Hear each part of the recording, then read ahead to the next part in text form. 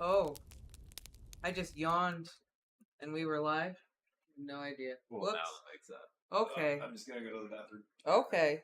Hi, everybody.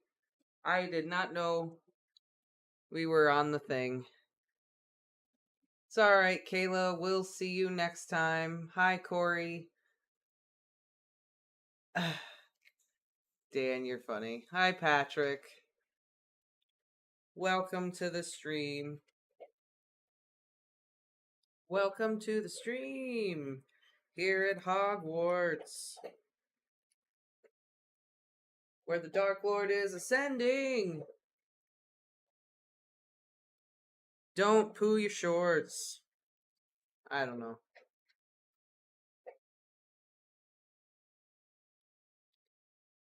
Okay, glasses are somewhat clean. Ugh, it's good to be funny. I try sometimes. I don't think I'm that funny. He's the humor guy, not me.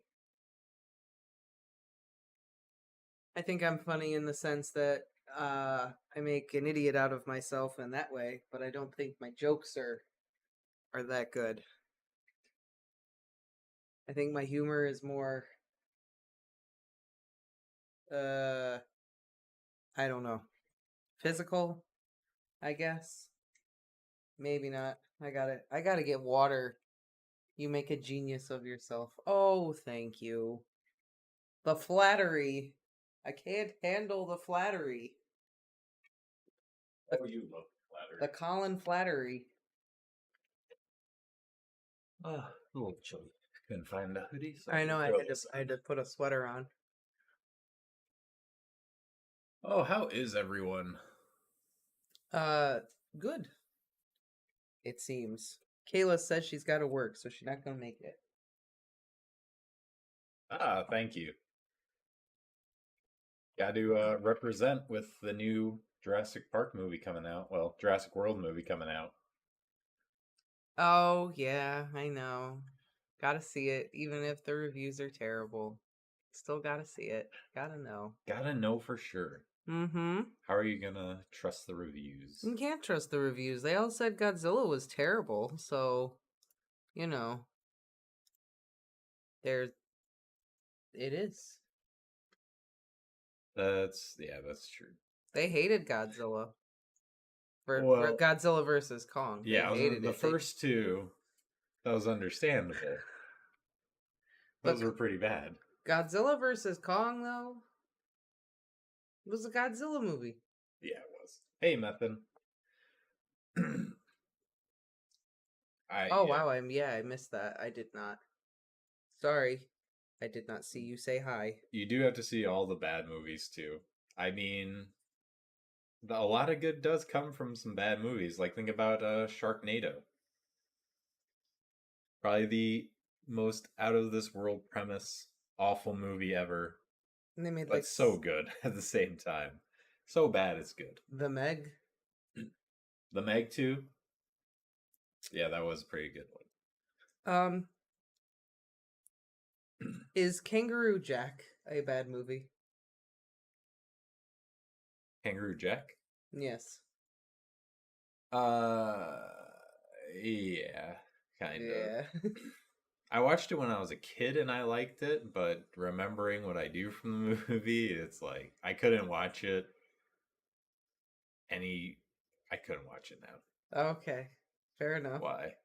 I just was curious. I've never seen it before. Oh, okay. Yeah. It's, slapstick comedy. Oh. Like when I was like 10, 12, whenever it came out and I saw it, it was great. I loved it. Is there a real kangaroo? Yes. Is he a character or is it just a kangaroo? Like, does he speak? No. Is he an anthropomorphic kangaroo? It's just a kangaroo. There is a point where he speaks, but he doesn't actually speak.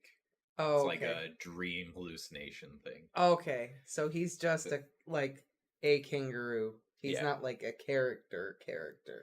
Yeah. Okay. The premise for the movie was that the main characters are like thieves or they're like up to something shady, and they have to pay this guy off so much money. He's in Australia, and he Okay. puts the money in his hoodie, Okay. and this kangaroo like comes up and like steals the hoodie, and then they Oh. have to catch this kangaroo who's wearing this his hoodie. Oh. Okay. Because it's got the money in the Yeah, pocket. they're chasing him through the outback, Oh. Okay. Yeah, that's not what I thought the and movie then was. hilarity ensues. Ah, gotcha. Okay. Yeah, that's not what I thought the movie was. I'm interested. What did you think it was?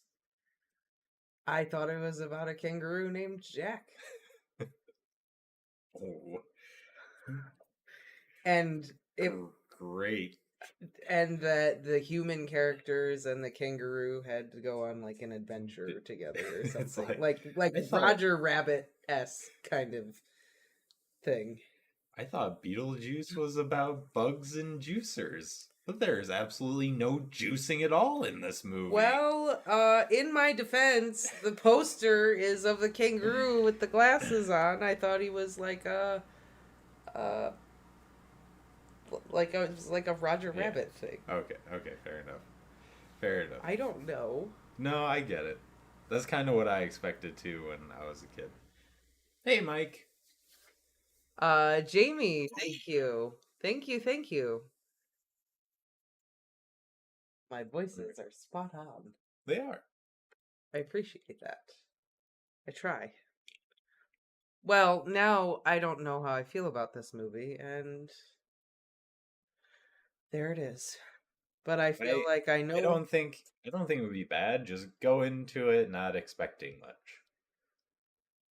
Just a like fun little family film. Gotcha. So Okay. we could sit down with Ramona and watch it. She'd probably like it. All right, fair enough. Maybe she would.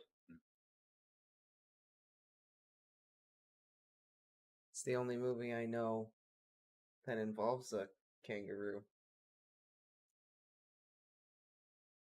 Yeah. I don't really know too many. Yeah. American movies anyway. Maybe there's lots of Australian movies that involve kangaroos, but we just don't know. Oh god. No. Oh my god, no. What chapter are we on?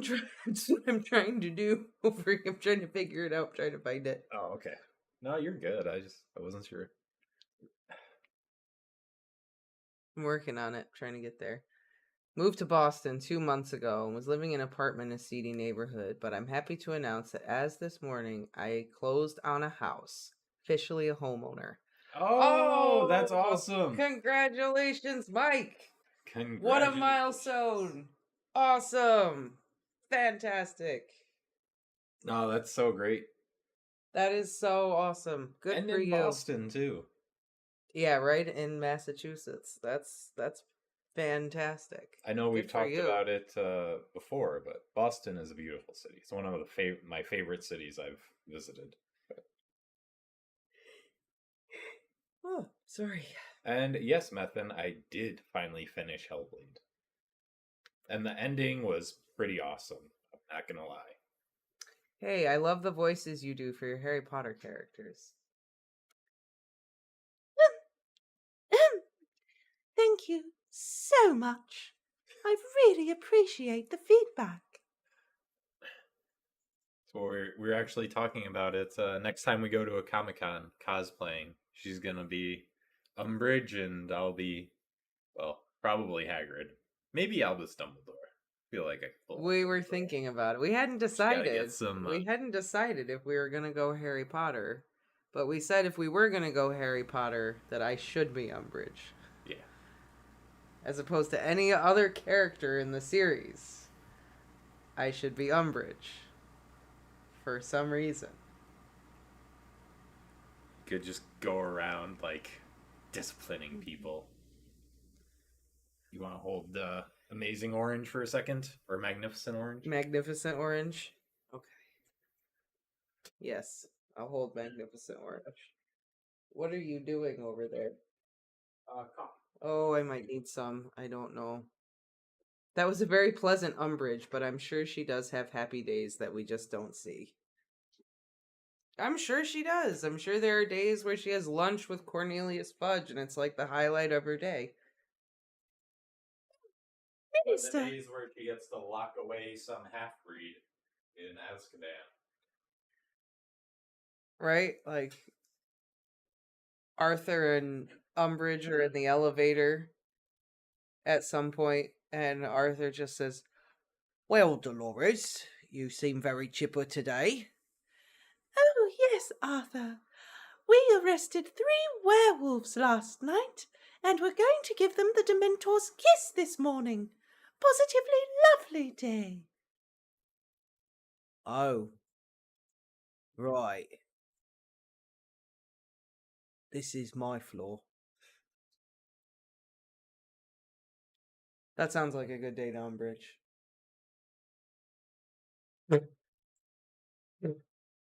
What house are you all in? By the way, I'm only on Half-Blood Prince and plan to finish it in 3 days because of your videos. Gryffindor!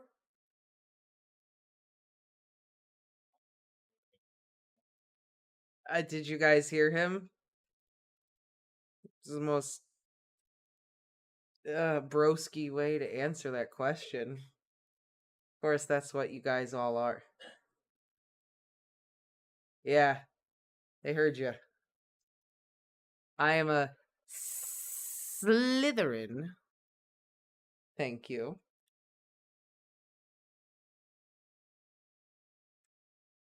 Of course, we heard the cheer for Gryffindor, he says. Yeah, we Slytherins don't feel the need to be so obnoxious about it. Look, when you're as great as a Gryffindor, you can't help but celebrate it. Yeah. Okay. Whatever. But so lovely, right? Gryffindor and a Slytherin in the same house.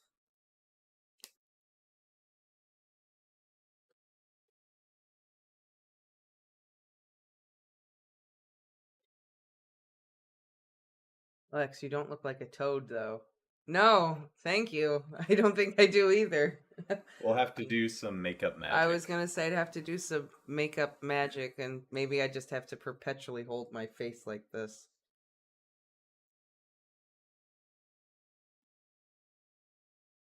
Yeah, pretty much.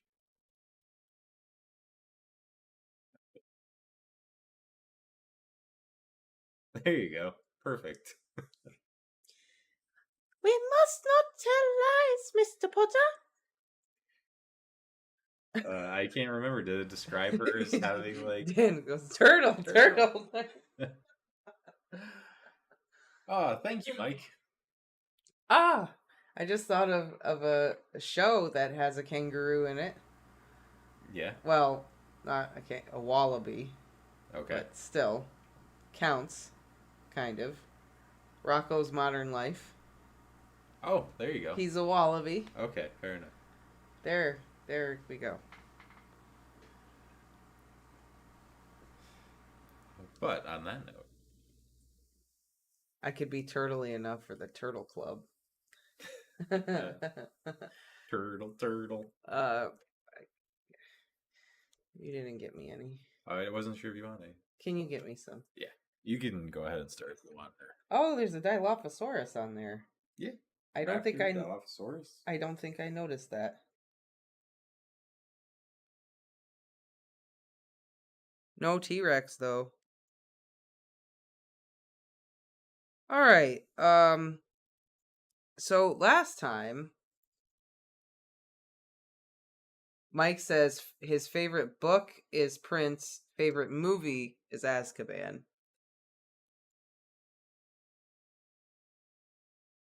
As a standalone film, just as a film, from like a cinematic critique standpoint, Azkaban is the best made film. Not copyright. Thank you. But as far as being true to the story, Sorcerer's Stone and Chamber of Secrets. Yeah. Worst movie, Prince. Hands down. Not worst book, but worst movie. I really do like Half-Blood Prince too. The book is really good. But last time they all decided that they're going to play a big prank and Christopher's going to help. I think that was what happened last time. Oh, did he? Yeah, I remember they were Oh, talking yeah. and Christopher was like, "Oh, all of this stuff was Remus's idea?" Oh. And they were like, "Yeah, he's the mastermind behind it all, yada yada yada." And then Christopher was like, "Yeah, I want to help." Because Regulus was picking on Christopher for being gay Oh, yeah, that's right. in Hogsmeade. I think It's my like, least I'll show him. I think my least favorite book is 2, but that's just because of the spiders and the snake. Yeah, the spider thing got me a little bit. Yeah, Yeah. Aragog and all the spiders. Luckily, at this stage of the game, the CGI didn't look that real to me, so I kind of got over it. But when you read it, it's in your brain. You're imagining it. Well, yeah, it's a little worse though. Yeah. But when it's in my brain, I can just ridiculous it.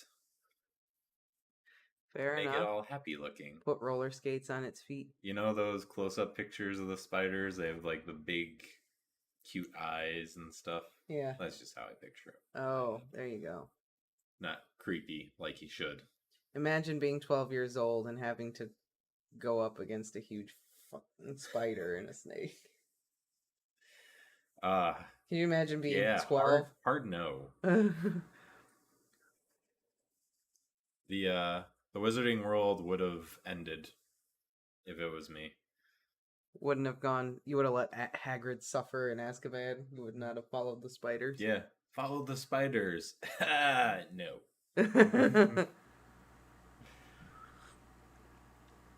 Snake thing, all right. I mean, although probably not though, because when I was young, I watched the movie Anaconda way too young. Way too young to the point where I would not get, well, I was afraid of deep water. If Yep. I couldn't see the bottom of something, I wasn't getting in it. Fair enough. I've overcome that fear, but yeah. I've never had a snake issue. I don't know. I like them. I've always liked them. I saw that movie, and then if That was it. ever murky water and I couldn't see the bottom, even if I could, the way the waves move and stuff, it looked like something was like slithering on the bottom. I'm like, yeah, nope. Fair enough. All right. So today's chapter.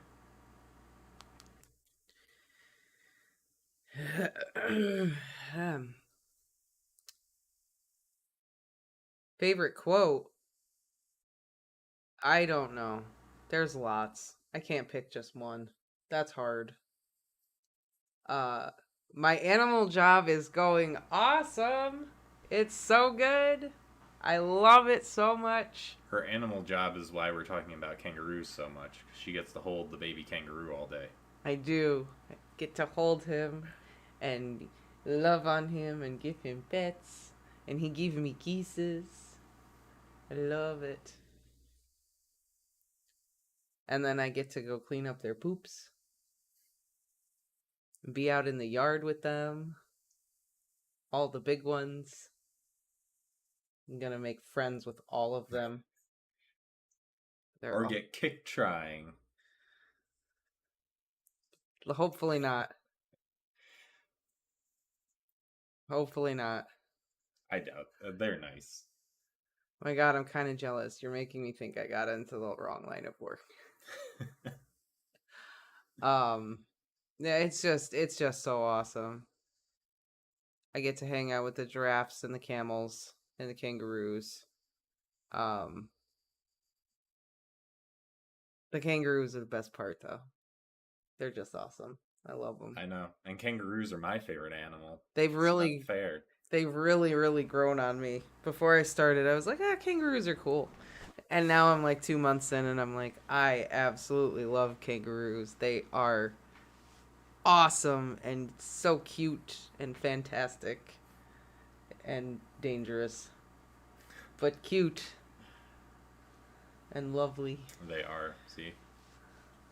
I know. And before we go on to answer the question, favorite quote, mine is, "Don't judge a man by how he treats his equals. Look how he treats his inferiors." I think I'm paraphrasing that a Sirius. touch, but yeah, serious quote. So I think that is one of the realest quotes in there. I think there are some that are just good. The wallpaper. Yeah, that's our curtains. Yeah, Thank you. Yeah, that's curtains. It's not wallpaper. I have a few. Man. Some of them are like good life things, and then other ones are just good writing. I love when Dumbledore says, "Pity the, don't pity the dead, Harry. Pity the living, and above all else, pity those who live without love." I love the line where he's in his head and he thinks he now knew the difference between being dragged into the arena and walking in of his own free will with his head held high, and that it made all the difference. I'm paraphrasing badly, but that one.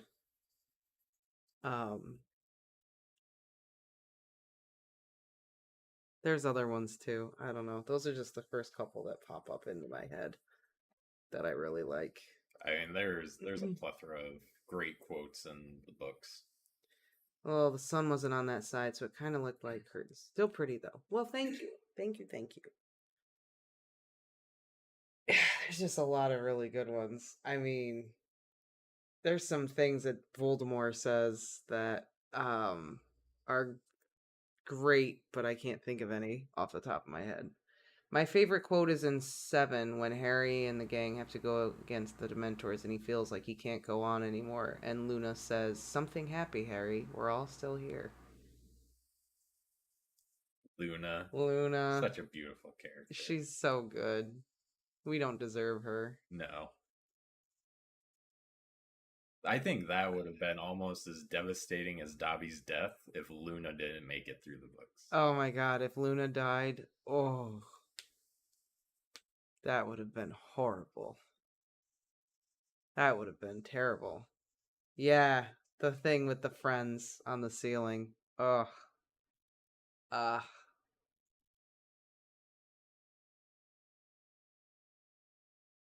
am I drawing such a blank right now? I'm sure there's other good ones. I just can't think of anything right now. Of course it's happening in our head, Harry. But does that make it any less real? I love that too. That's one of my favorites. Mine is just because you've got the emotional range of a teaspoon.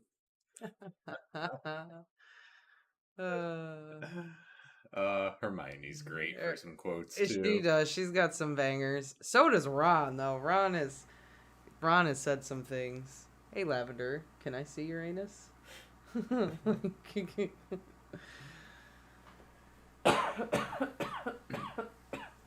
Or have a biscuit, Potter.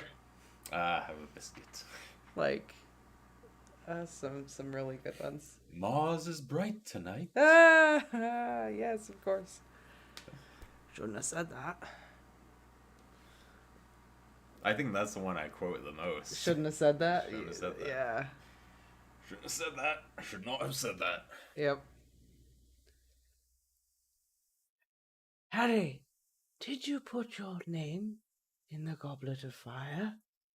Dumbledore asked calmly. Yeah, Ron constantly swearing, and J.K. Rowling like hinting at it all the time. Is that Jackson? That's Magnificent Orange. It is.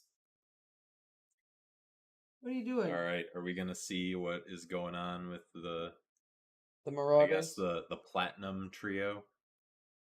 Yeah, they gotta be a different They're the OGs. Come on. They're the OGs. They're the platinum trio. Well, they're not a Harry trio, are wouldn't they? have been able to. They might as well have been a trio. Wow. Hagrid, I'll show you big boned. Constant vigilance.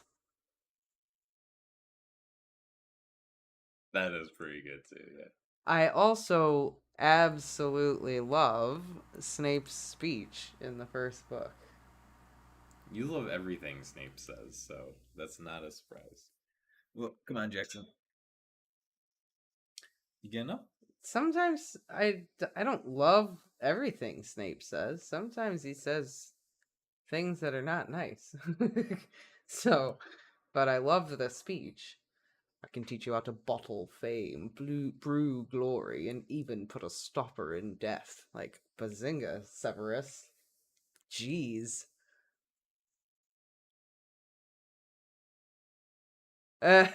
Snape wanting to kill Neville's toad.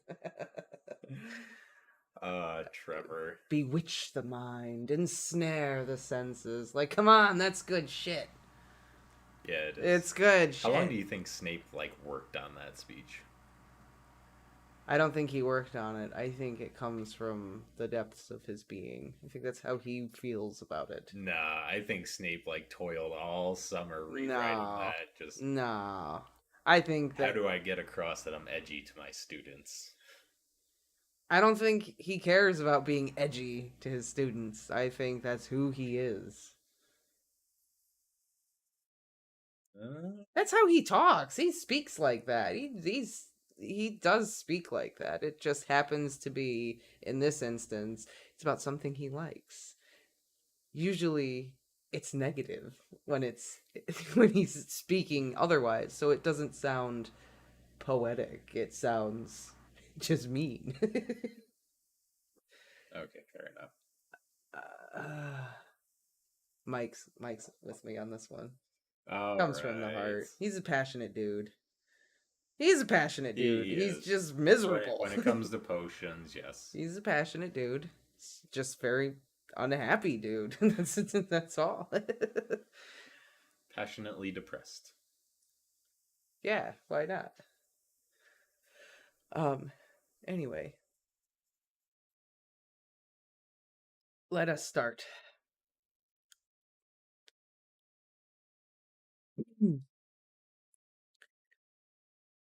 Chapter 123, 7th year. Darkness Falls. Voldemort's coming to town. It's like 10 miles away from Gravity Falls. Darkness Falls. Yeah. Warning. It's got to be close to Gravity Falls. Warning. This chapter gets a bit spooky. Ooh. Friday, 4th of November, 1977. 2 a.m. in Gryffindor Tower. I think there's something to this colour-changing idea, James slurred, using his goblet to gesture wildly. Thankfully it was empty and didn't spill. Nah, it's too obvious. Sirius shook his head, just as drunk as James, but handling himself remarkably well for once. Besides, Lily yawned, from where she sat on the floor, head nodding against James's knee. What do we change? Their robes? The whole dormitory, Mary suggested, the only one still dancing, winding her arms slowly above her head and rolling her hips to a sultry Nina Simone track. Complete makeover! Bright pink. Why pink, though? Sirius said. Some people might like pink. Ha! On your own, Black. Marlene pulled a face at him. She was sitting upside down in an armchair, her legs dangling over the back, long blonde hair touching the floor. Her eyes were fixed on Mary, moving in front of the fireplace. They were the last few standing after Sirius's 18th birthday party, which had been about as uproarious and over the top as usual.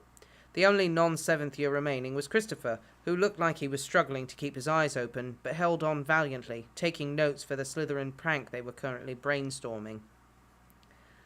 "How do we even get a hold of their robes, though?" Peter asked, fiddling with the label on his beer bottle. "We had the same problem in first year, remember? With the itching powder."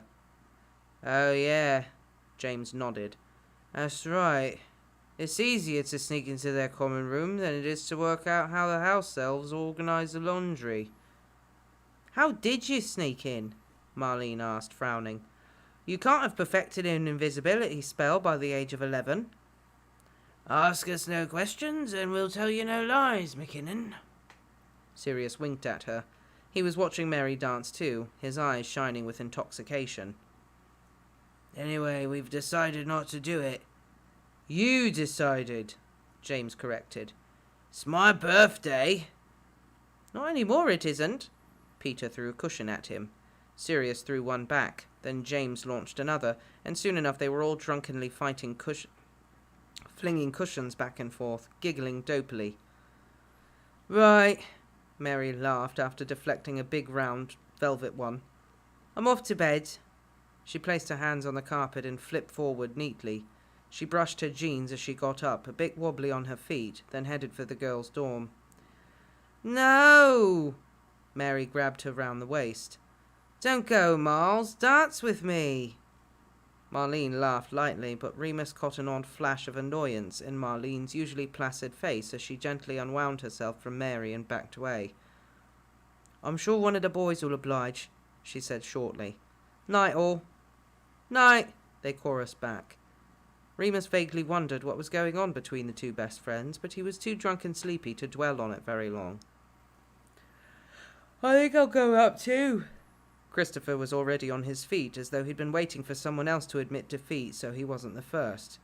"Don't decide anything without me, though." "I really don't think anyone's going to formulate a plan tonight." Lily yawned again. "See you tomorrow, Chris." "Night." The younger boy waved at them in his awkward, cheery way. "If no one wants to dance with me," Mary sighed, moving off to turn the record player, "I suppose I'd better get some beauty sleep too." "And me." Peter got up, tossing back the dregs of his drink. "And me." Lily was getting up when James pulled her into his lap, hugging her close. "Don't go yet." She curled into him sleepily and they became one unit, cocooned in the big leather armchair. Remus blinked at them blearily and marvelled once again that they had all teased James for years about his certainty that he and Lily were made for each other. Funny how things worked out. "Absolutely obscene," Sirius tutted, pulling a face at the couple. "Well, if that's the way this party's going, I'll follow Wormtail's example. Coming, Mooney?" "Yep." Remus got up off the sofa they'd been sharing, maintaining a polite and inconspicuous distance as they'd done all evening. They followed Peter up, and found he was locked in the bathroom, noisily brushing his teeth and gargling. Remus was exhausted and sat on the edge of his bed to wait, yawning and rubbing his eyes. "Good birthday?" he asked Sirius. "Brilliant," Sirius grinned back. "Good. If we wait until Pete's asleep." "Bad idea, Padfoot, especially if James isn't back yet. Anyway, I'm knackered." He yawned again as if to prove his point. "Another time." This was a bit of a white lie. After too many near misses, Remus had been trying to limit the amount of time he spent in Sirius's bed. It seemed so sneaky and dishonest. "Another time," Sirius sighed. It's my birthday and I've barely seen you." "I've been here all day." This was true, of course, but it had been true of all the Marauders and Lily. "You know what I mean." Sirius shook his head impatiently. Remus did know, but he didn't have a response that would please Sirius. The same issue kept coming up, and quite frankly, Remus was getting sick of it, especially as there were no possible way to solve it until Sirius finally made his mind up. Tired and getting more irritable by the second, Remus got up and began to change quickly into his pajamas. Sirius stood up and came over to him, crossing the beam of moonlight streaking the ancient floorboards. "You're not avoiding me, are you?" he asked. No, Remus muttered. I'm just busy, I've got a lot on. As if he'd said it once, he'd said it 1,000 times. Okay, Sirius said slowly. Just, Lily and James are busy too, but they seem to find time to... We're not Lily and James, though, are we? Remus raised his eyebrow. Honestly. Sirius looked hurt. No, but... That was your decision, Remus said, buttoning his nightshirt. What was it you said? Not to scream it from the rooftops? Thought you wanted it this way. Sirius looked lost. Remus rolled his eyes, exasperated. You said you needed time. I'm giving it to you, but you can't keep whinging about it. Sirius withdrew. Remus knew he'd won, but there was no joy in the victory. Fortunately, Peter chose that moment to exit the bathroom. He made a beeline for his bed, head down, waving a lazy hand at them. Night, lads. Night, Pete, they both replied cheerily. Saturday, 26th of November, 1977. They could get over little tiffs like that in those days. They could wake up the next morning and both be ready to wipe the slate clean, at least until the next time. In the end, their desire for each other, their affection, and most of all their friendship, seemed strong enough to win out over any other problems. It was a state of being that Remus would later learn they were taking very much for granted. On top of this, there was a war on, which may have explained quite a bit. Everyone was slightly melodramatic, and nerves were raw all round. The headlines weren't helping. Ministry raids 3 houses in search of forbidden artifacts. 3rd vampire attack in 2 weeks. Minister Jenkins steps down in wake of disappearances. Werewolf registry dangerously undermanaged, ministry insiders reveal. And that was only 1 week's worth of papers. Something was going on with the Slytherins too, more than the usual classist nonsense. Over the summer, or perhaps during that, a new hierarchy seemed to have formed, creating obvious divisions in the most controversial Hogwarts house. Regulus Black had always carried a certain amount of clout, of course. The heir to the most noble, exclusive and wealthy pureblood family had been popular amongst his ambitious peer group since his first day of school. In turn, he'd surrounded himself with a faction of pureblood students who seemed to grow nastier by the year. Except for Barty Crouch Jr., perhaps, who'd been incredibly nasty even as a little boy. Now in his 6th year, Regulus did nothing to dispel the rumours that he was not only a Death Eater, but in fact in communication with Lord Voldemort himself. In fact, Regulus seemed to rather enjoy his increased powers, which, according to Christopher, who shared several classes with him, even some of the teachers were observing. He held himself differently. He walked with his back straight, his chin raised, a permanent smirk affixed on his pale face. Remus could hardly recognize the nervous, trembling boy that Sirius had once called Reggie. Reggie wasn't Reggie. Regulus was not stupid. He'd never once had a detention in all his time at school, and was as bright as his older brother when it came to his lessons. Still, unpleasant things seemed to happen to everyone around him. A 4th-year Hufflepuff, who, rumour had it, knocked over an inkwell on Regulus's desk while he was studying in the library, was found 2 days later locked in a broom cupboard in the dungeons, white as a sheet and completely mute. He'd been sent home to recover and had not been seen since. The Ravenclaw Quidditch team practice overran by half an hour one afternoon to mix up a bit with the rotter, meaning that the Slytherins' team practice had to be pushed back to the following day. The next time the Ravenclaws met, they had to cancel their practice altogether, as well as postpone an upcoming match with Gryffindor, because nobody was able to touch their brooms without receiving hundreds of tiny splinters, which could only be removed by Madame Pomfrey. And the words "Mudbloods get out" had been magically carved into the chalkboard in the Muggle Studies classroom, so that the lessons had to be moved while the teachers investigated. Of course, no one ever questioned Regulus, and as there were no witnesses to any of these crimes, nothing could be done. Everybody knew, though, everybody with a stake in the war. The increasing cruelty and prevalence of such attacks had thrown a shadow over the castle which every student felt now, if they hadn't in previous years. It might have been the reason why so many people wanted to help the Marauders plan their next prank, though that also had a lot to do with Christopher. "Did you tell everyone?"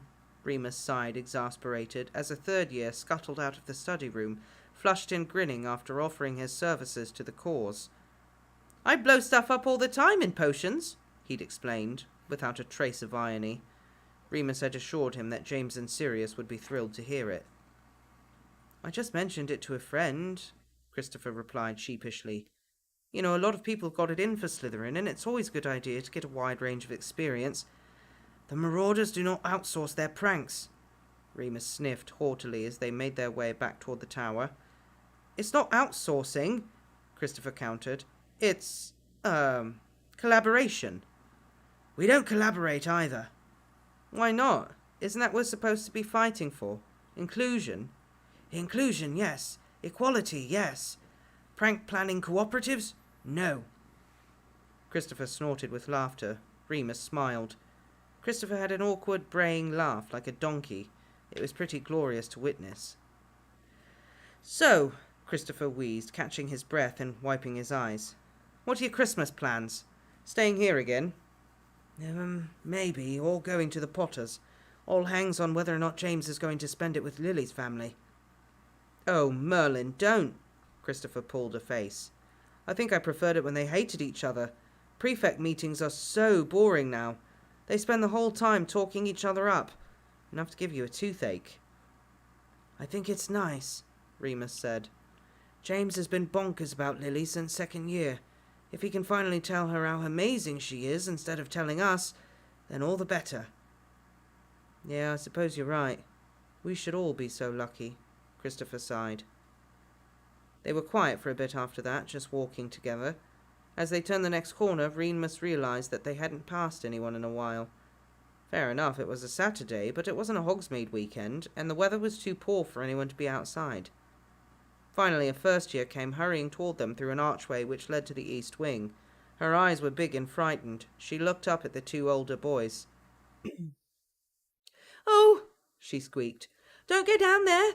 It's horrid," and ran past them, presumably back to her house. Chris and Remus looked at each other.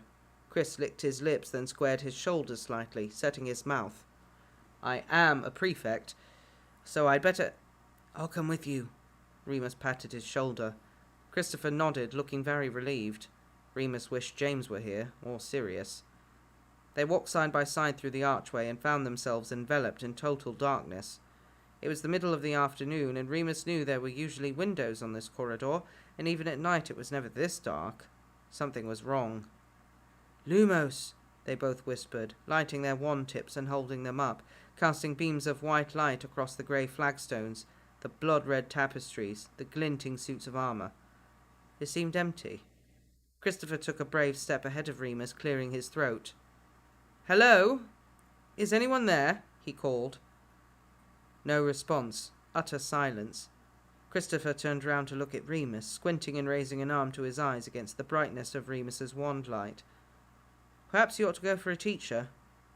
"Come back with me then," Remus said. There was a noise. A nasty, crawling, slimy squelch just ahead of Christopher. They both whipped round and aimed their lights at it, but only found an empty corner. Christopher's heart was pounding hard. He reeked of adrenaline and terror. "There's something in here," he whispered fearfully. "Come on," Remus said. "Let's go and get help." "I think it's over here." Christopher walked forward again, and Remus lost sight of him and had to go by smell. This was particularly disconcerting. Remus had never met a darkness so black that he couldn't see through it. "Chris?" He reached forward, casting his light about. "I found it. It's... No! Oh, Merlin, no, no!" Christopher began to scream somewhere further up the hall. Without thinking, Remus bolted forward, following the terrible wails. "Chris!" He almost tripped over him. Christopher was curled up on the floor, hands covering his head, rocking and sobbing. "What?" Remus asked again, trembling now as Christopher pointed at it. Remus used his wand to follow his friend's shaking arm, finally throwing light on their tormentor. Remus almost screamed too. A corpse. A horrible, rotting, shambling corpse was stumbling toward them through the velvet blackness. It slumped forward with a heavy stoop, reaching for Christopher. The eyes were intact, yellow and red, both vacant and ravenous. It still had most of its skin, a grotesque palette of mottled grey and deep bruised purple. It moaned a ghastly rattling sound through the crooked yellow teeth. Remus raised his hand and stood in front of Chris. He was about to set a knockback jinx at it, the only thing he could think of at short notice, when it fixed its hungry eyes on him. In a second it vanished. Remus blinked, gasping, and suddenly the hallway was filled with a pale, milky light as a full moon rose before him. The scream died in his throat, and he was gripped with horror. How was it possible? The moon was not due for a week. He had to run. He had to get away from Christopher, but... Wait a minute. I know what you are! Remus's terror turned to elation as he raised his wand once more and shouted out confidently, Ridiculous! The moon began to expand and transform once more, this time into a huge white beach ball which began to bounce and spring off the walls before bursting into a cloud of soapy bubbles. Remus laughed as loudly as he could under the circumstances, and the Boggart retreated. He took his chance and grabbed Christopher, still curled up, eyes closed tight, under the arm, dragged him back toward the archway as fast as he could. They came out of the other side, gasping and blinking hard in the light. Christopher was gripping Remus's robes tightly, his breathing heavy, face ashen. Fuck, Remus murmured, still feeling pretty shaky himself. That was a Boggart, Christopher stuttered. Yeah, it was. I've never seen one before. Have you? Christopher shook his head. Remus patted his hands, willing him to let go. Hey, it's okay. It wasn't real, remember? Come on, we've got to tell someone before anyone else runs into it. I'll go, Chris said, getting some of his courage back. I'll go now. Are you all right to wait here in case someone comes? Of course, Remus nodded. No one's getting past me. He grinned, trying to make light of it, but Christopher was still too shaken. He nodded grimly and set off, still gripping his wand. Alone, Remus reached into his deep robe pockets and pulled out the Marauders map. He'd had it on him for a while now, out of concern that James might take a look one day and wondering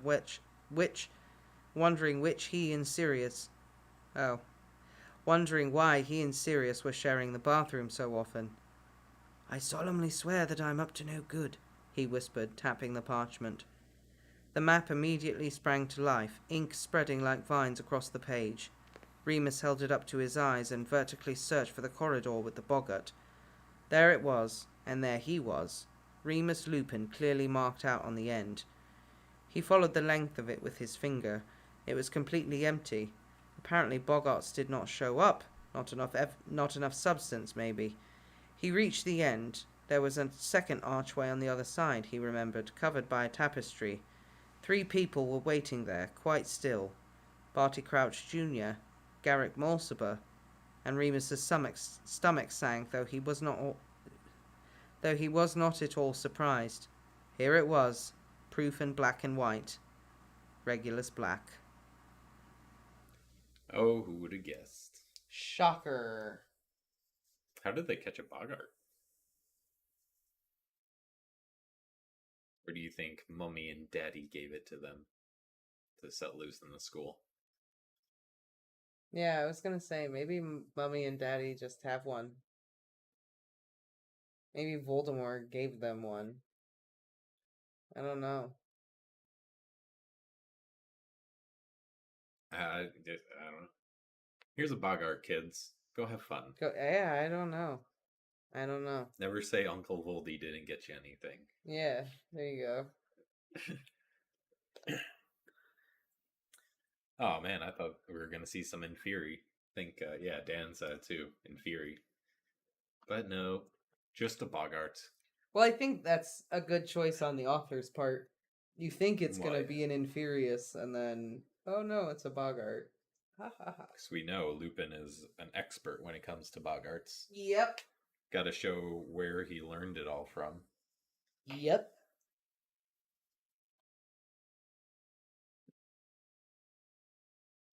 Regulus Black, being a stinker. Now, do you think Remus is just going to stay there and wait for a teacher to show up? Or do you think he's going to go and confront them about it? That's a good question. 1 verse 3, I don't know how good a chances he has.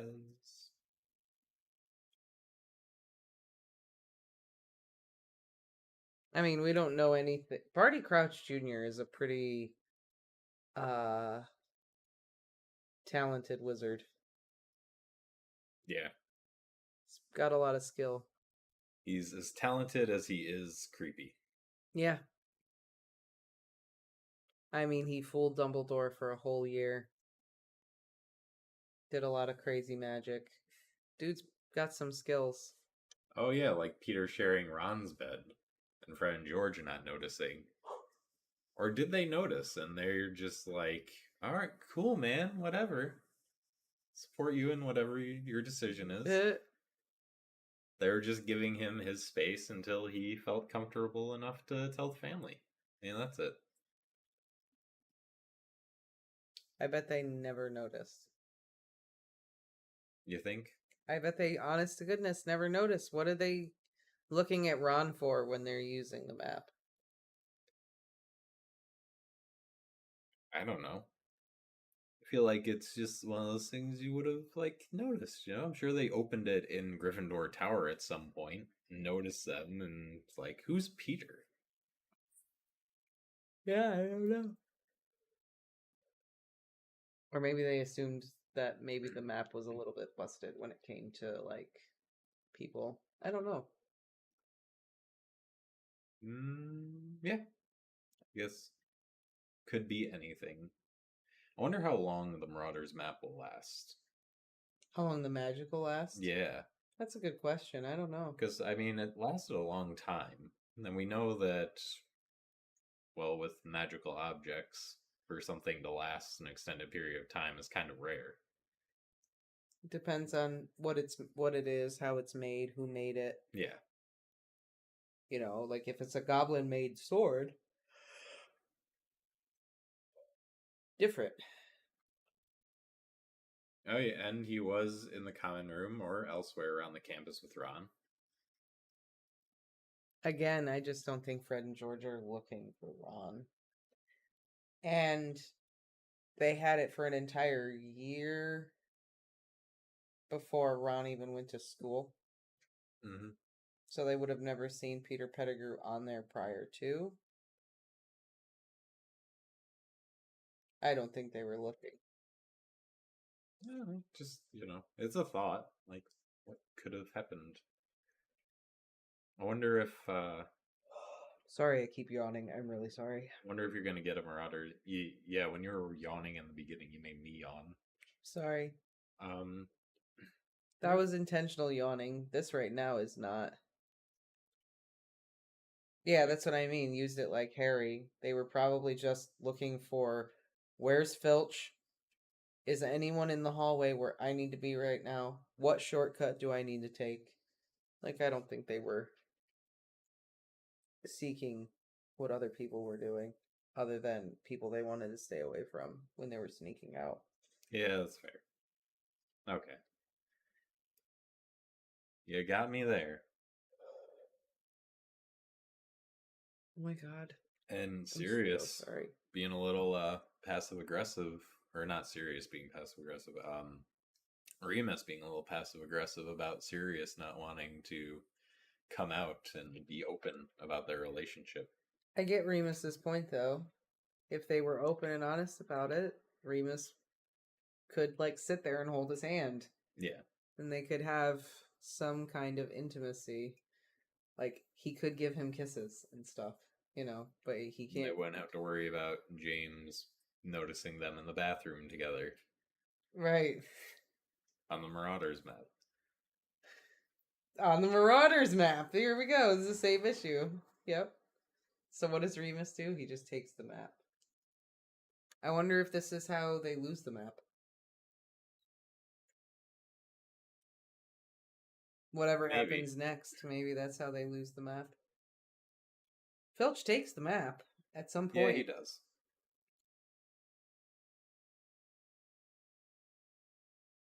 I don't know. Or maybe they bequeath it to some younger student afterwards, and then they get caught with it. Because I mean, why? Maybe. Why would they keep the map afterwards? It does no good outside of Hogwarts. Yeah, I don't know.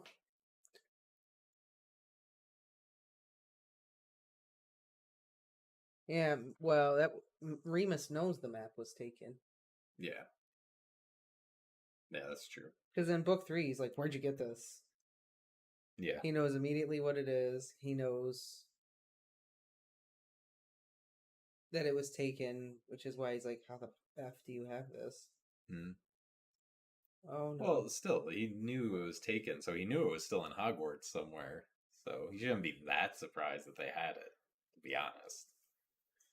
What is this? What is this? That's Lola. That is Doda. Hi, Doda. Hi, Doda. Well, since you're getting sleepy, you want to jump right into the next one? Maybe we'll read one more chapter and yeah, we can read one more. yelling. I need to get up and just stretch my feet for 2 seconds. Okay. I need to like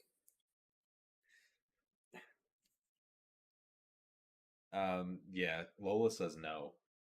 Not allowed. hang on.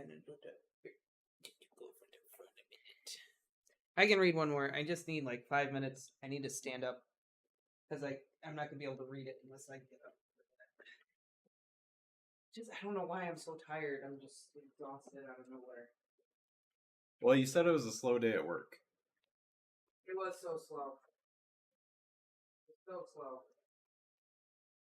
Oh, by the way, Dan, I watched that video you sent me, and yeah, that mic is pretty good because it does definitely sound like that music is overlaid in the video.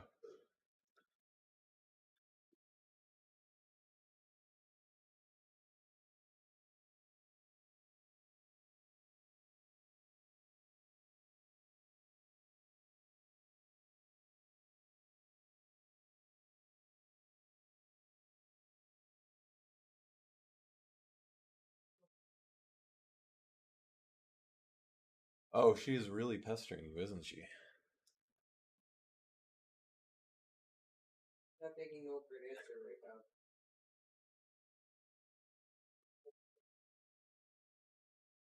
now. Oh, no.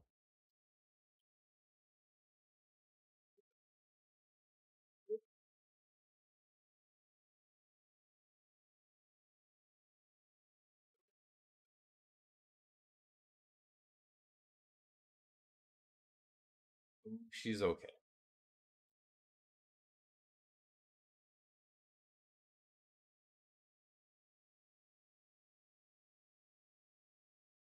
This is kind of funny. So I'm just going through the comments right now while I wait for you. One of the comments is, "Why did Harry just let Luna die?" What? I don't know. I'm assuming that they wrote it before they finished. This is chapter 21 of Deathly Hallows. The Tale of the Three Brothers. What? Oh, maybe they think Luna's dead. Yeah, I think so. I don't think it's until the next chapter where Xenophilius is like, they said if I gave you up, they'd give me Luna back.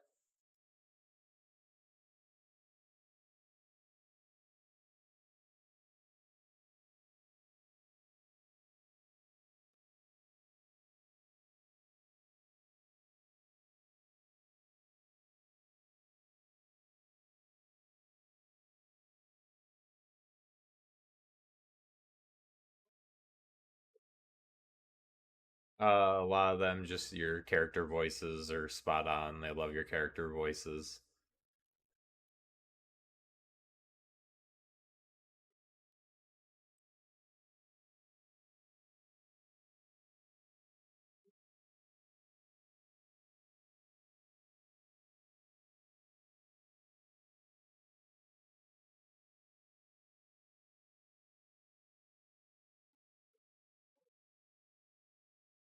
Oh, really?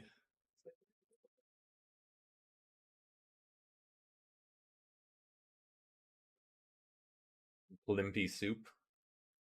What? Ew. What? Did you say ew? Yeah, Oh. it's fish. That's what Luna's catching down by the water in that chapter. Oh, yeah, that's right. She's fishing for pippies. She'll be back soon. I forgot. I was just like, what? Limpy? I was so confused. But yeah, all right. That's the fish she's souping for. Looking for.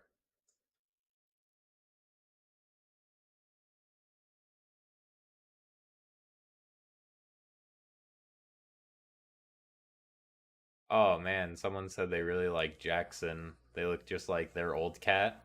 Their old cat was named Yondu.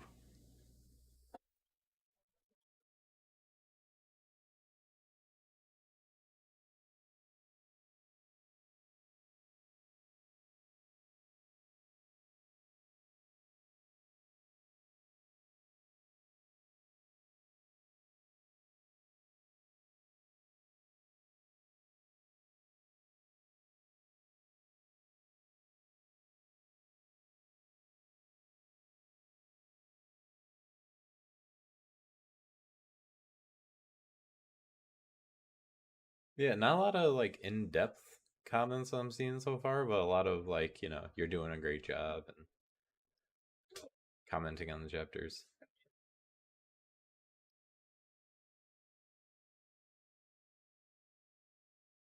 Snape needs a good slap.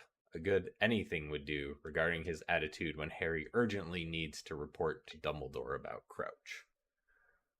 Here, hold this. You good? I'll take it back, but yeah, I think I can do it now.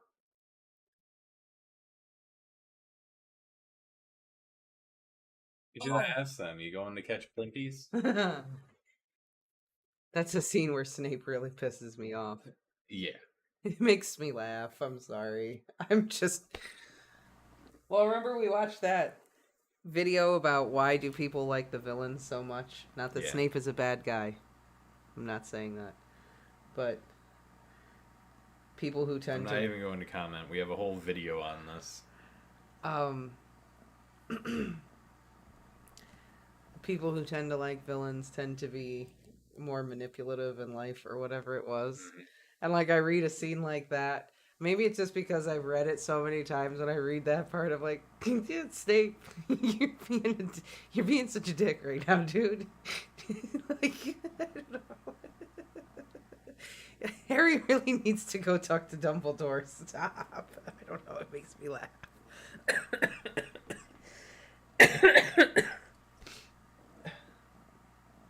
There's no laughing matter. I know. This was urgent. I know. That's why it's funny. I know that I see no difference.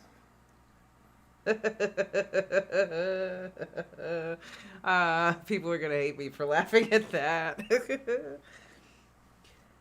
But I mean, come on, that was savage. My teeth! I don't see any difference.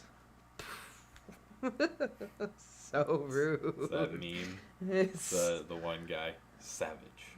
Brutal. Wrecked. Yeah. Yep. Oh, man. What did Hermione think he was gonna say, though? Like, did she think he was Get gonna... to Madame Pomfrey, I don't have time for this. Something like rude, but not mean. Not that rude? That was just mean. Oh, it was mean. It was so mean. There's a difference between being rude and mean. Fair enough. Fair enough. I'm gonna get a lot of bad comments about laughing about this. That's right. Shame. It Shame. was- She probably thought he'd act like a human. He was acting like a human, just not a nice one. The gods of YouTube comments are gonna come roast you. Yeah, they're gonna be like, "Oh my god, it was so mean. How can you even?" I'm not defending it. I don't know. We actually have a lot of commenters who support Snape. We I've do. noticed. We got a good half and half, I think. We've got a good both sides of the fence. So maybe not. Maybe you'll just get a lot of love. Like, Maybe. that's right. Screw Hermione. Maybe we'll get a lot of F Hermione. Someone needed to tell her to F off. This know-it-all. Maybe. I see a lot of Snape lovers on Facebook groups. The only thing about those Snape lovers, a lot of Snape lovers, they love Snape because of the whole always Lily thing, and I'm like, ugh, that's not why I love Snape, but okay. Okay. But that is Snape. It's like his entire existence is for Lily. But they love him because he always loved her, and it's so romantic, and I'm like, no, that's not. That's no. Yes, he always loved her, but no, it's not okay, guys. All right. I love him because of Alan Rickman. Well, that too. That is a good reason. But they see him as like this romantically tragic romantic leading man character, and it's like, that's not who he is. Speaking of what you were saying, I was gonna say everyone thinks they're Lily and they're looking for their Snape, but really they're just Hermione's. They're just Hermione's. They all want Snape, but really they should have Ron. Exactly. They're Hermione's trying to get sympathy from Snape. Oh no, they're all Cho. Oh. Ouch. Ouch. Actually, yeah, I ouch for them for the awful, awkward date that they're gonna have to endure. Oh.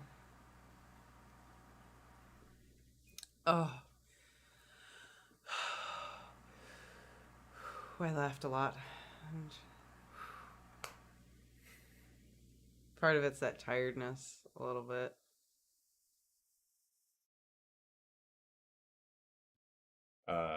We got on a Snape tangent a little bit. Apologize. But if we're being real in the world, be a Luna. Yeah. You're gonna be someone, be a Luna. Disregard wizards. Chase Crumplehorn Snorkax. And marry Newt Scamander's great grandnephew or whatever. Grandson. Yes. I would like some fire whiskey. I would have some. Can you get that at like Harry Potter World? I know you can get butterbeer. Can you get fire whiskey? Do they have an adult section? You can drink mead and stuff. Yeah, they have adult drinks. Oh, nice. You can get butterbeer with and without alcohol. You can get mead. You can get all kinds of mead's really good stuff. Mead. I've never had mead. Made from honey, so it has kind of like a sweetness to it. Yeah.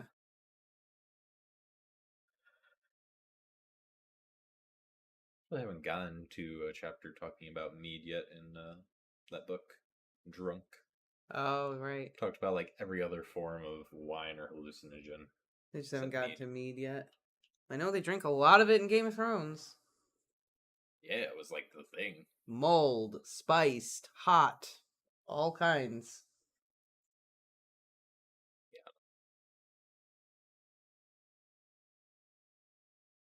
I don't know.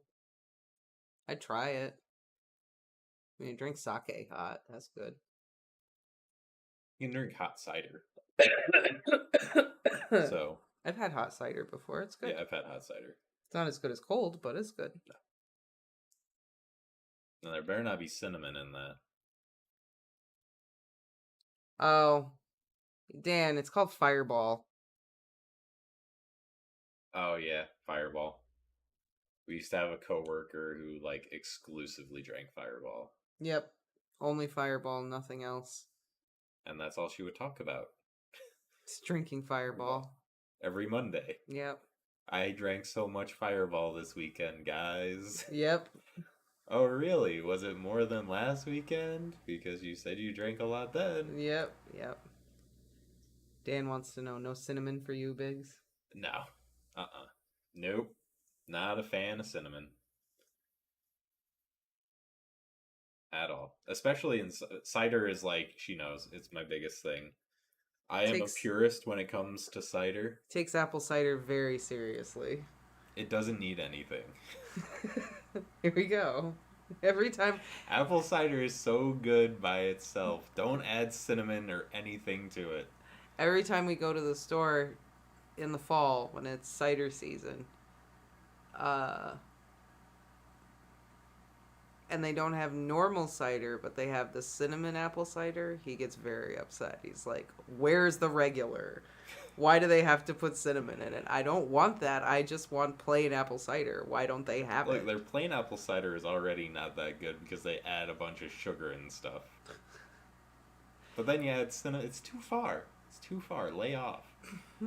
Squeeze the apples. Be done. That's it.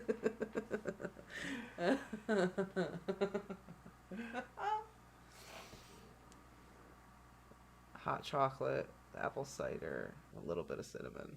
Oh yeah. See, I just can't do the cinnamon. See, cinnamon in baking is okay as long as it's not like a crazy amount of cinnamon. But you like cinnamon rolls? Yeah, that's what I mean. When it's like baked into something, it's fine with me. But yeah, my drinks, because you like carrot cake too. There's cinnamon in that. Yeah. There's other things in that too. There's cinnamon, but it's buried in like 20 other ingredients. Cinnamon, nutmeg, and other things. Pumpkin pie, there's cinnamon, but there's like 7 other ingredients in there for flavor, not just the cinnamon. Even cinnamon rolls, it's cinnamon and brown sugar, and that's what I mean. I just can't have carrot cake with coconut. I don't think I've ever had carrot cake with coconut. I haven't. I know that's a thing. I make a carrot cake from scratch. I don't put coconut in it. I mean, that might be good though. I do like coconut. I mean, I like coconut too, but Dan, fair enough. Oh, you're allergic? Yeah. Yeah, I would not eat it either. Yeah. I like coconut cake though. That's good.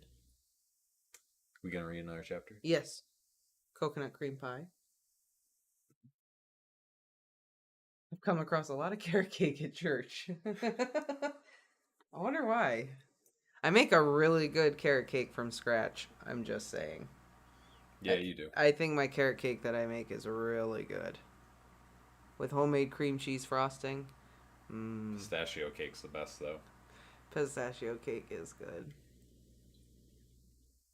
I may be a little biased on that because along with my dislike of cinnamon, I don't like extremely sweet things.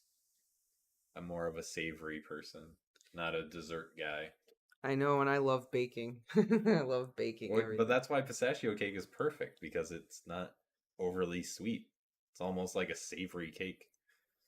It's not, I mean, it's sweet, but it's not overly sweet. Yes, yeah. Dan, I think I finished making a pistachio cake one time. Mm-hmm. I'm pretty sure I pulled it out of the oven during a live stream one time. I know you pulled out like your first attempt at Japanese cheesecake on the live stream one time. Yep. I think I've made Japanese cheesecake enough times now that I can confidently say I can make a Japanese cheesecake and it's pretty good. Mm-hmm. You also made pumpkin pasties. Pasties on stream. Yes, I did. I should make those again. Yeah, those were good. But they're really just like personal pumpkin pies. They really are. Not that that's a bad thing. It's just I was expecting them to be their own thing. Katie sent me her sister-in-law made pumpkin pasties for for her birthday. They did like a Harry Potter birthday. And she made pumpkin pasties, but she did all these different cool shapes of them and stuff. I might try to do that next time. Yeah, it was a cheesecake. It was Japanese cheesecake. I mean, I could do a half moon shape. I could do a wand shape. I could probably do a full moon shape. I could do a triangle for the Deathly Hallows. No, you need to do buckbeak. Fuck out of here. You're the artist. You're the sculptor. All I right. can make them taste good. Making them look pretty is. Can make them next taste thing. good. Beach ball shape? It's pretty much pumpkin do. pie filling. I have all the ingredients. I just need to buy puff pastry, I think. I think we even have pumpkin. I do abstract baking. It's whatever you want it to be, really. Or the bread wolf. Lola, are you coming back? Is there a cat over there? She's freaking out. Yeah, Jackson's laying over here. Doda! Doda! You come over here, Doda. Come over here, Doda. No. Doda. She's too scared. She just wants to lay on the bed. She backed away when she saw him. Yeah, I know, but now she's laying down on the bed there, so. All right. Here we go. Here we go.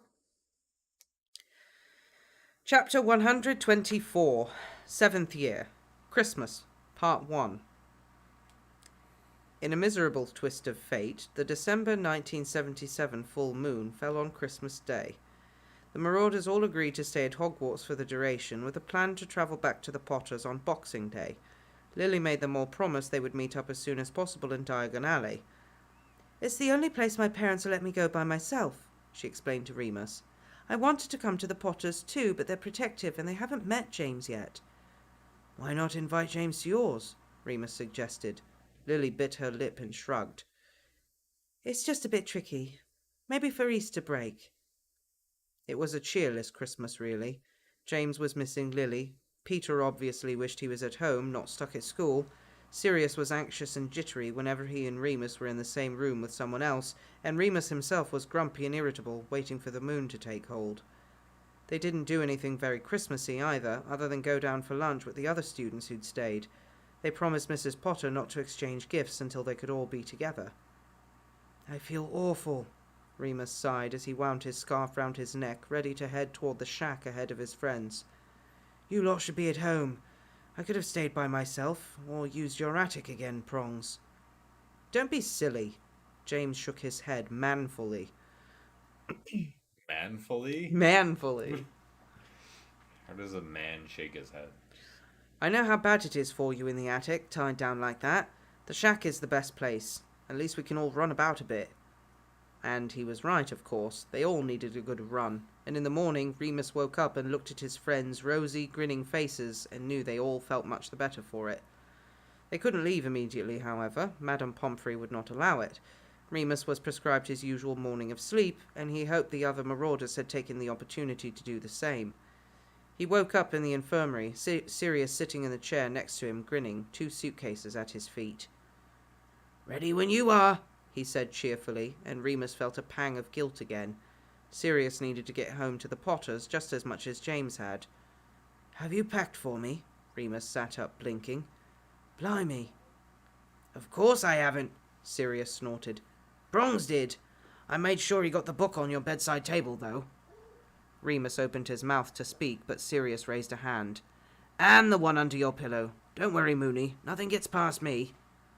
"Cheers," Remus smiled. "Just let me get dressed then."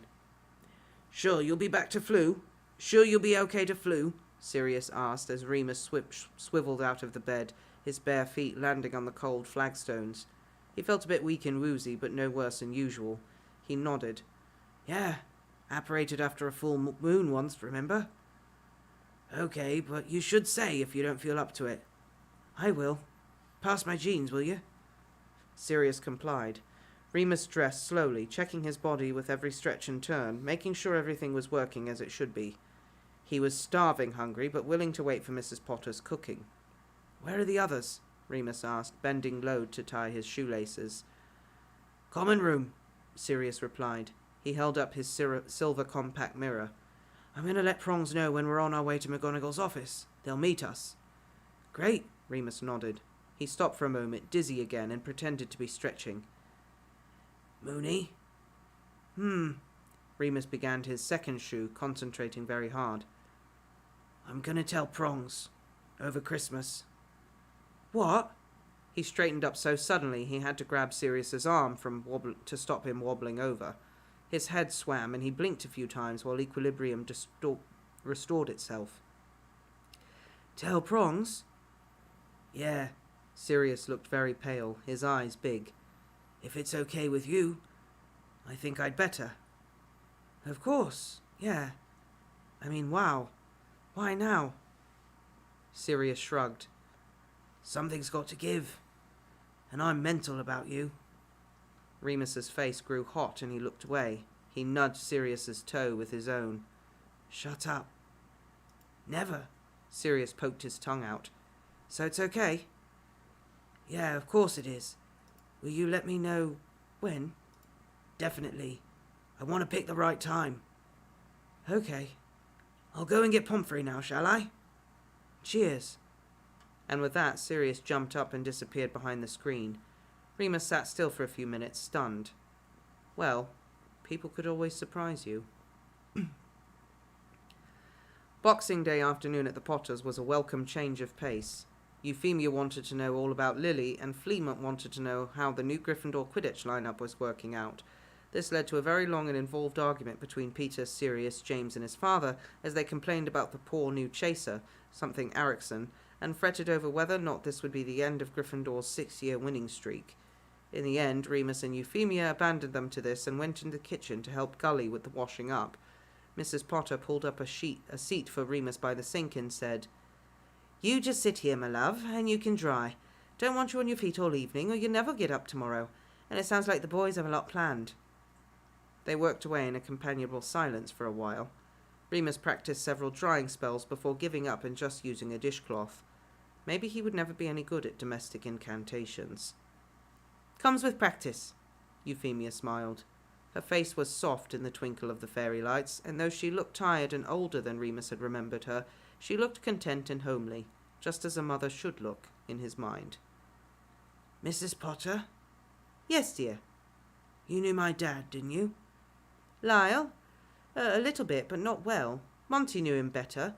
They crossed paths at the ministry once or twice, and I believe they were both partial to a few Friday night pints at the Leaky Cauldron." She clicked her tongue indulgently. "What about Hope?" Euphemia put down the plate she'd been about to hand over and looked down at him. He swallowed. "Hope Lupin. My mother. She was a muggle." "Yes, I know, dear. I only met her once." "But you met her?" He stared at James's mother, amazed. Why had it never occurred to him before? She pulled off her bright yellow marigolds and set them down in the chair beside him. "We were only introduced.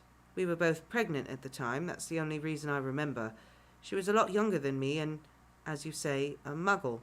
We moved in different circles, I suppose. Lyle's a very private man." "What was she like?" Remus asked desperately. "Was she nice?" "Oh, Remus." Euphemia reached over and took his hand, which was cold from the dishes and felt a bit too familiar. He didn't want to upset her, though, so he let her do it. "She was very nice, from what I remember. Mousy little thing, blonde hair and a lovely smile. Very small, I remember thinking, though next to Lyle anyone looks small. I don't remember what the occasion was, but we were both enormous. I remember her telling me she was expecting in March. I told her to get in touch if she needed anything, but I'm afraid she never did. Perhaps she didn't know how to do it." Remus looked down. If he had made it through his childhood unscathed, perhaps in time his mother might have made more friends. Perhaps she would have befriended Mrs. Potter, and perhaps they would have spent all their Christmases together. "I was given a letter," Remus said slowly, "when I turned 17. She wrote it, Hope, before giving me away. She said in it, I might try to find her." "Is that what you'd like?" "I don't know. Maybe she's changed her mind by now." "Remus," Euphemia said very fiercely, "I can promise you she hasn't. If you want to look for your mother, then just give me the word. Monty can do it in a trice." Remus looked up finally and smiled. "Thank you." He went to bed early and was woken by Sirius creeping in under the covers. The house had grown quiet and it was very dark outside. "Sorry," Sirius whispered, smelling faintly of brandy and warm all over as he wound his arms round Remus. Didn't mean to wake you up. Yeah, you did, Remus murmured sleepily. Haven't told Prongs yet? Nah. Sirius shook his head against Remus's arm, burying his face under the duvet. I thought tomorrow, after Diagon Alley, before dinner. Okay, Remus sighed, closing his eyes and settling back to sleep. Just before he drifted off, he whispered, You best set an alarm or something then, so you can get back to your own bed before... But no, Sirius had already fallen back asleep. Tuesday, December 27th, 1977. Come on, hurry up! James was bellowing up the stairs as Remus searched for his woolly hat. Calm down, you lunatic, we're almost ready, Sirius yelled back from the landing, where he was rearranging his parting in the full-length mirror. No shouting in the house, boys, Euphemia called from the kitchen. I can't find it. Did you pack it? Remus huffed, hanging off his doorframe. I told you I left packing to Prongs. Oi, Prongs! You forgot Mooney's hat, you bastard! I asked you to help me, James shouted back. You said I had everything under control. I assumed you did. Sorry, Mooney. It's okay, Prongs. Remus joined in, a bit embarrassed. I'll go without, he said. It's not that cold. Have mine, Sirius shrugged, tossing his head again, still eyeing himself in the mirror. I don't want to muck up my hair anyway. Accio hat. Sirius's red woolen hat, emblazoned with a Gryffindor lion, came shooting out of the rubbish tip he called a bedroom, and Remus grabbed it from the air and rammed it down on his head. Okay, let's go. Finally! James met them at the bottom of the stairs, where he'd been waiting for a good half hour now. Where's Wormtail? Sent an owl. Doesn't feel like it, apparently. Grumpy git.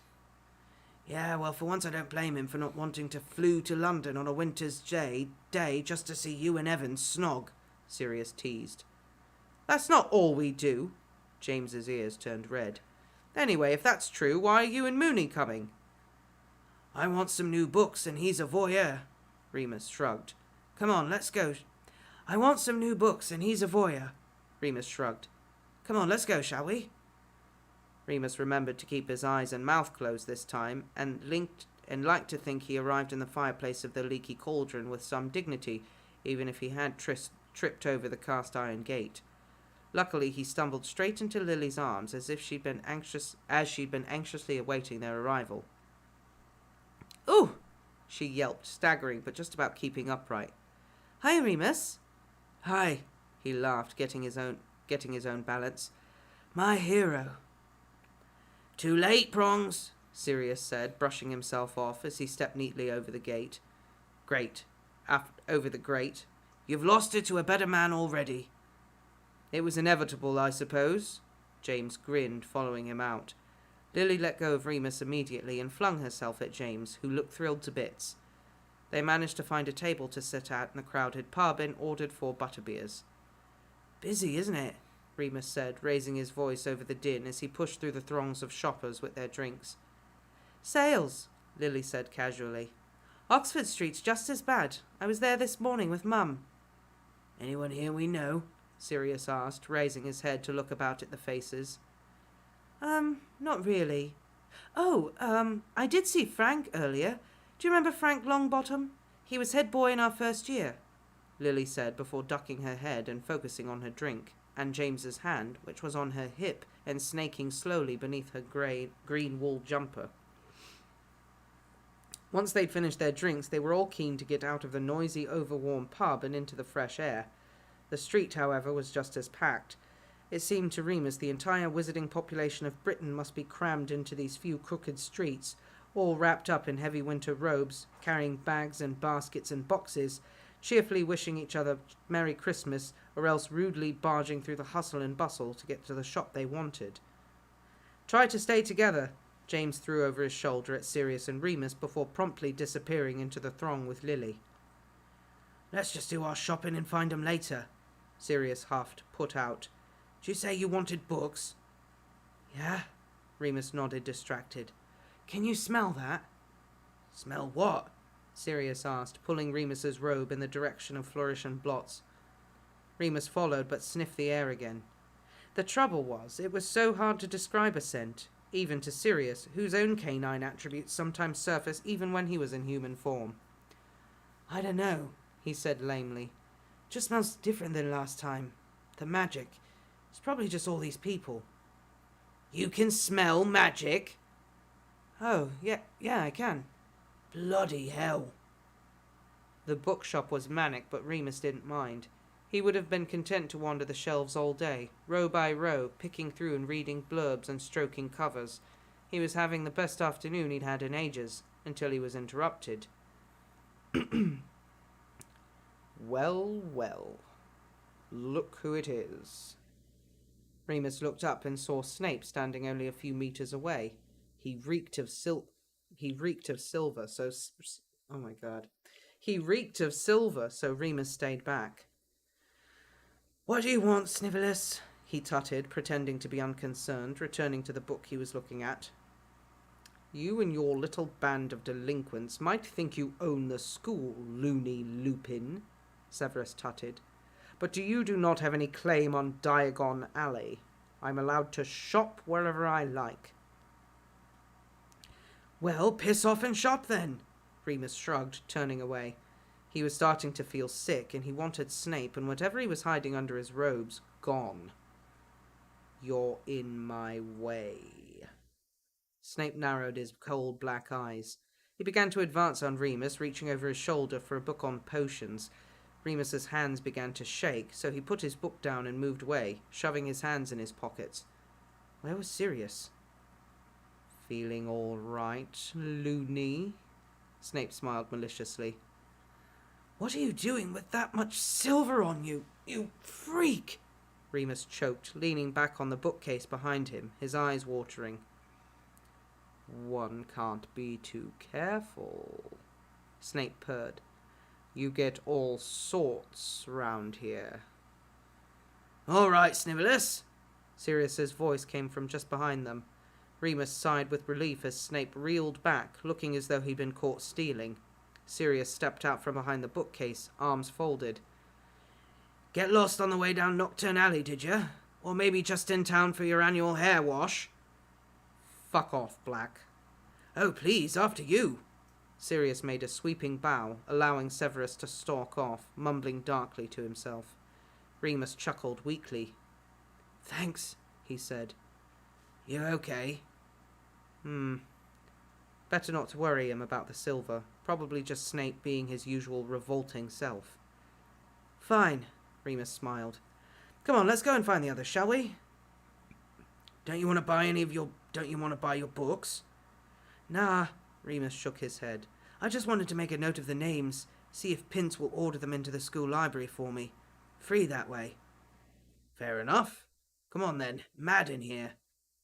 They had to push most of their way outside, and once they were out, Remus needed a breather and had to lean against the wall in the alleyway beside the shop. "Are you sure you're okay?" Sirius asked, tugging at a lock of his long hair anxiously. "Fine," Remus breathed, nodding again. The sickly feeling was receding now. He just needed a minute.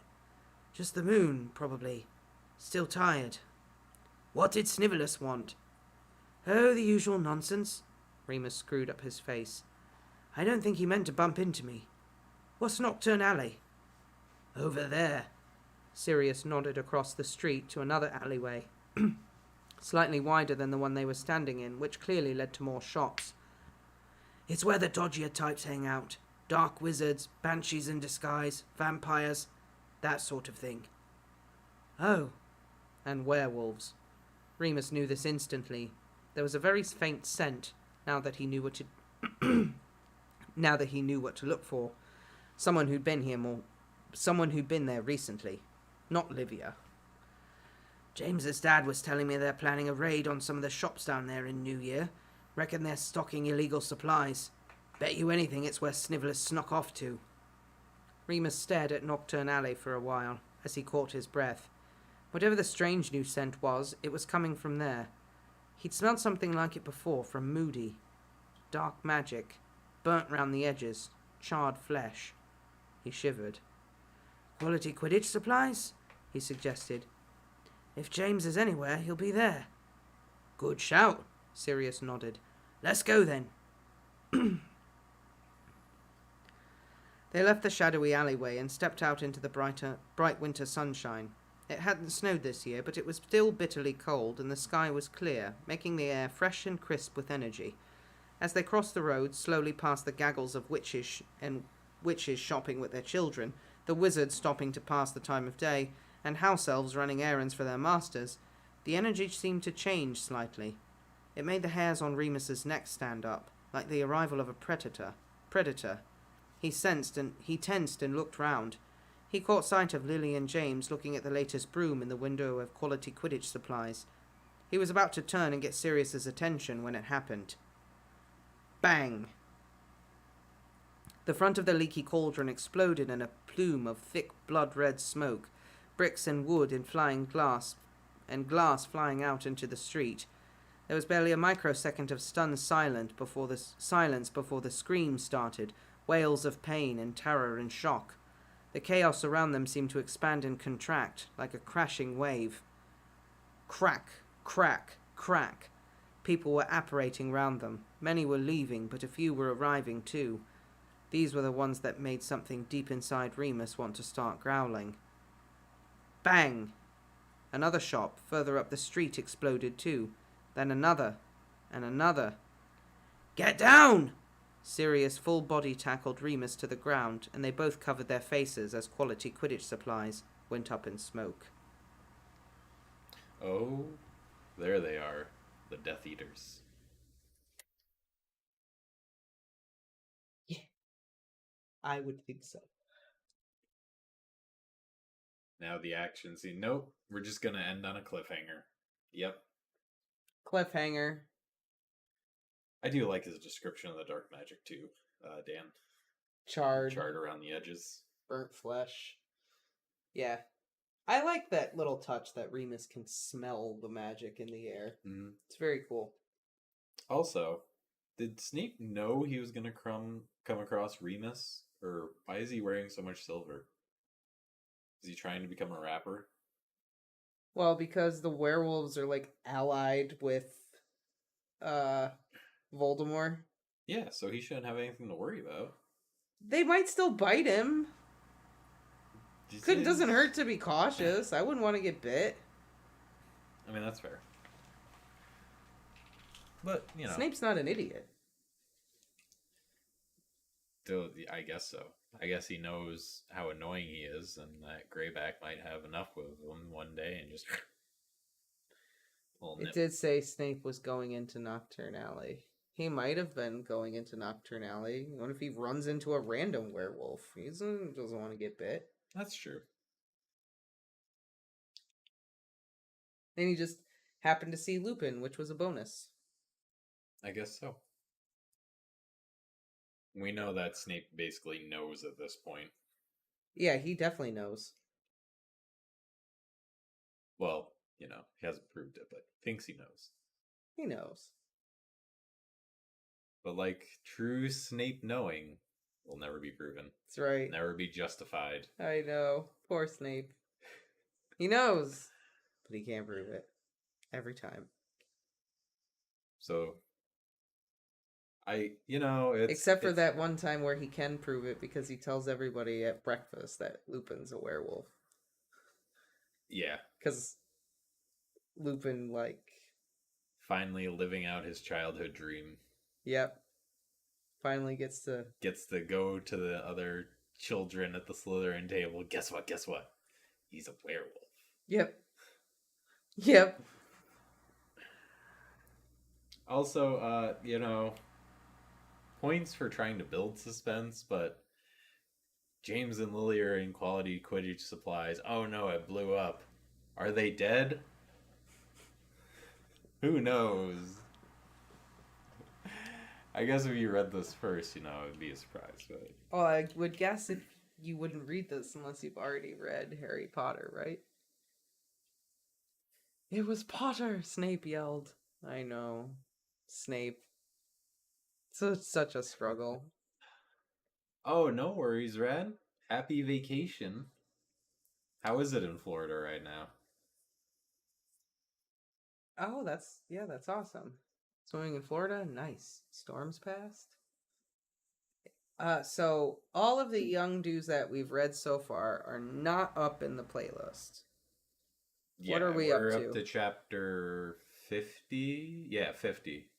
Because I have the next 10 chapters will be up Saturday probably. So I have 2 more chapters. So we're gonna have up to chapter 60 done, where they're fully edited. But everything else you can find in our live streams if you want to continue on. You just might have to click around a little bit for the chapters. I know this question has been asked before, but who wrote all the young dudes? So the author is an individual by the name of Miss King Bean 89. That is who wrote all the young dudes. Just one number off of being awesome. Almost nice. Almost nice. And that person I don't think has ever come out to identify themselves. So like I don't. We've already confirmed it's Rowling. It's J.K. Rowling. We know it's the Rowling. writing style is too consistent with Rowling's style to be anyone else. Rowling was just bored one day and was like, what would be interesting? If I just did a thing. If Lupin was gay. So the next chapter is chapter 125, and there are 188 chapters. What? Taylor Swift wrote it? That's What? That's really far out there. Like I don't Why I don't know how to justify that in my mind. That would be her. That'd be great. Does Taylor Swift really like Harry Potter or something? Like, why would you connect Taylor Swift to... Right? That's like the last person I would.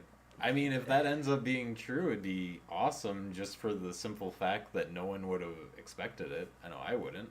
So, Mike, there are as many chapters in this All the Young Dudes story pretty much as there are the same number of chapters in Harry Potter.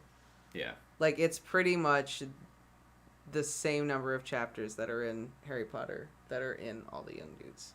And when people bind the book, doesn't it come out to be about the same length? No. No? No, there's only 3 volumes. When people get it bound together, it's 3 books bound together. Okay. I think it is more likely that you, Lex, wrote it than Taylor Swift. Is this true? I did not write Miss King Bean? No. I wish I could take credit for this, but I cannot. I did not write this. I don't know what kind of Harry Potter fan fiction I would write if I was going to write one. I would write a dumb one. Yeah, you would. I don't know what I would write if I was going to write a Harry Potter fan fiction.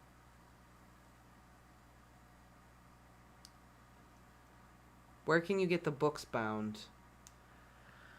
Etsy. Etsy is probably your best bet.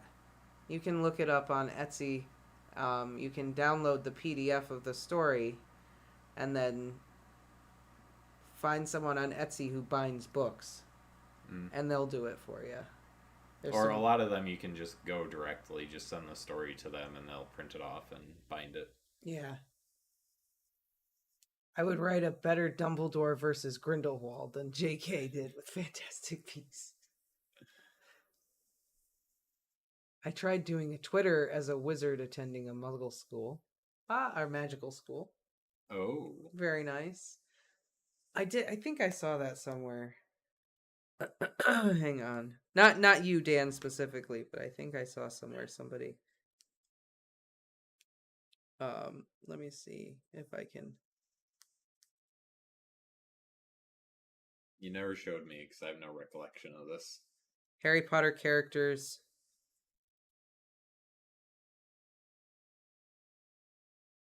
Hang on. Went let a me couple see. months, lost it. Feel you. Ricardo. Nice. Here's a joke tweet about Harry. Is it funny? This, you know how Rowling like tweets things about the characters. No. Should like But I believe that she does. she does. I She'll believe tweet you. like she was the one that tweeted out that like Dumbledore was gay Okay. and all that. So this is like a fake tweet. Here's something special about Harry Potter I've been meaning to share with you all. Now that he's entered his late 30s, Harry suffers from erectile dysfunction, a disorder that not only hurts his self-esteem, but has also driven a wedge between himself and his wife Ginny.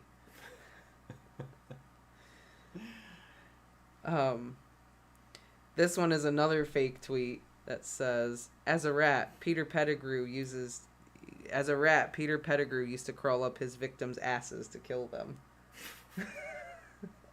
And then below it, it's got a reply from Ant-Man. "I've got an idea." Jesus. Okay. Wow. Now I'm just like, God. Ew. Peter Pettigrew just turning back to a person. Is this what we're doing now? We're just looking up wizarding tweets? Well, this one, someone told me that Harry Potter is supposed to take place between 1991 and 1998, which is ridiculous because not once in 7 books does a single character say, "Man, the Chicago Bulls are having a hell of a run, huh?"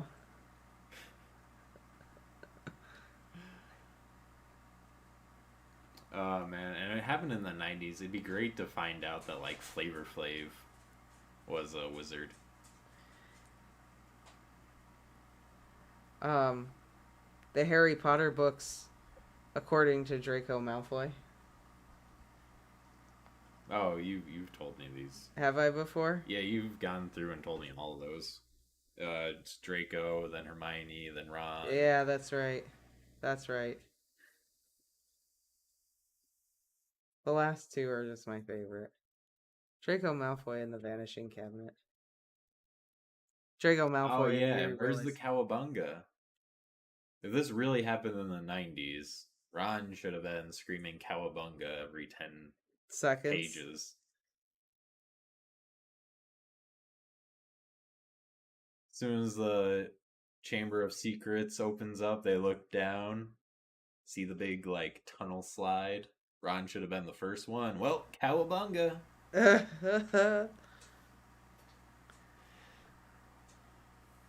Then they go down and they come face to face with some mutant turtles. Instead of the tortoises. Instead of the basilisk. Yes. And Peter Pettigrew is Master Splinter. So, and Shredder is Voldemort? Yeah. Okay, just making sure it all checks out.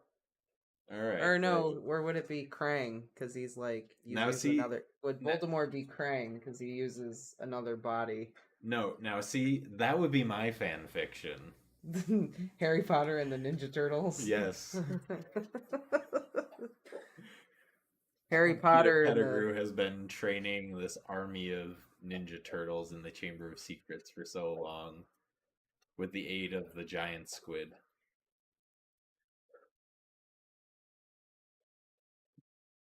Does Moaning Myrtle help? Nah, she just kind of shows up and he's weird. So somebody asked 10 fans of Harry Potter to sum up the entire series in 140 characters or less. Peter Shreddigrew, yes.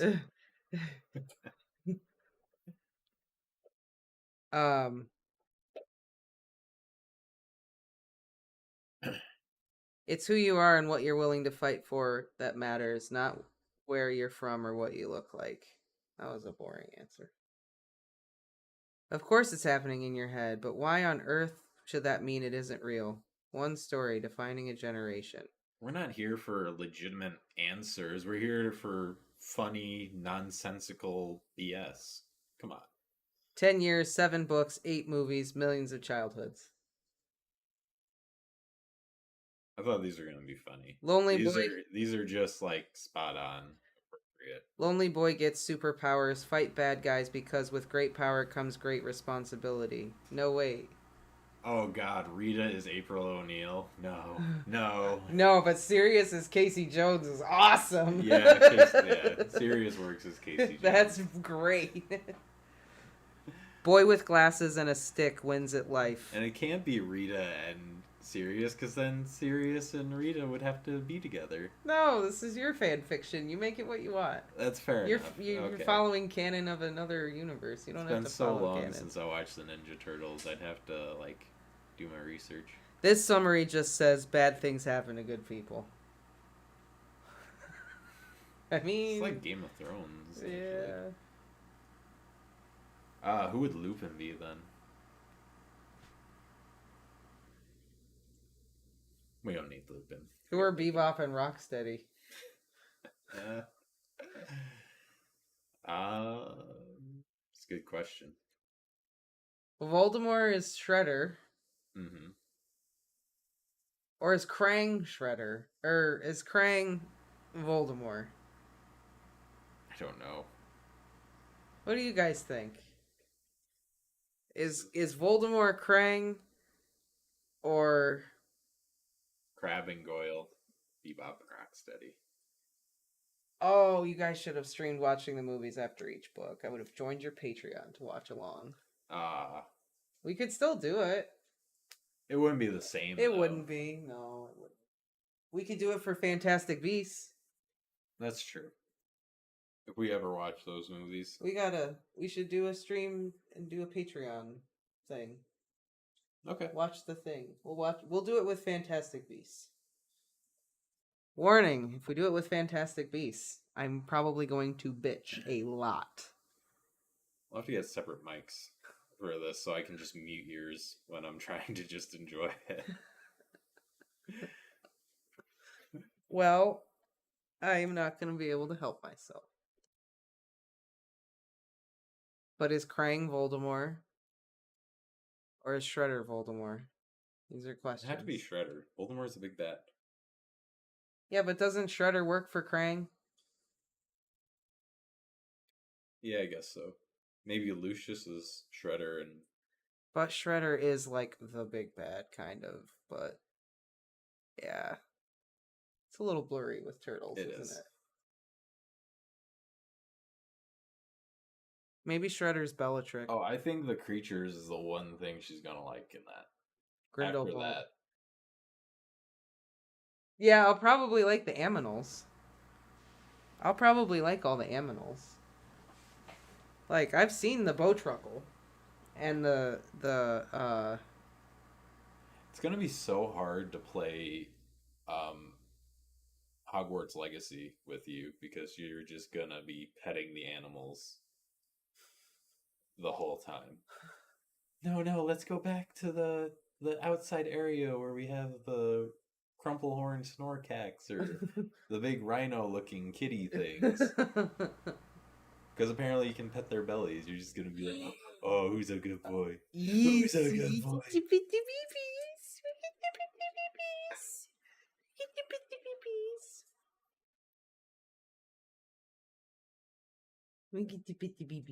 Fantastic Beasts 1? Oh, man. I mean, yeah, that's the first one. It better have good animals. Well, yeah. You're shooting your shot with that movie. It's called Fantastic Beasts. They better be fantastic.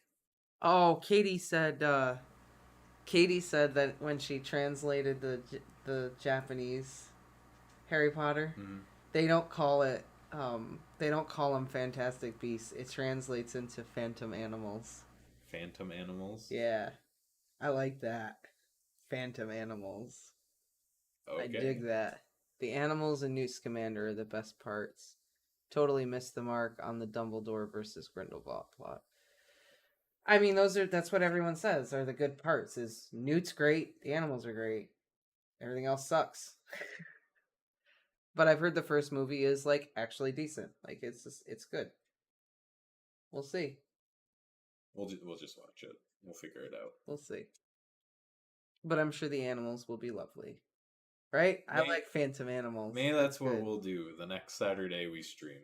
We'll sit down and watch Fantastic Beasts 1. Oh, we'll just sit and watch it Yeah. for our next stream. Well, Next Saturday stream. Yeah. Hang on, I gotta We'll find. do all the young dudes next weekend or next Thursday, and then the following Saturday we'll do Fantastic Beasts. So this was the synopsis for book 3, translated from Japanese. Oh, okay.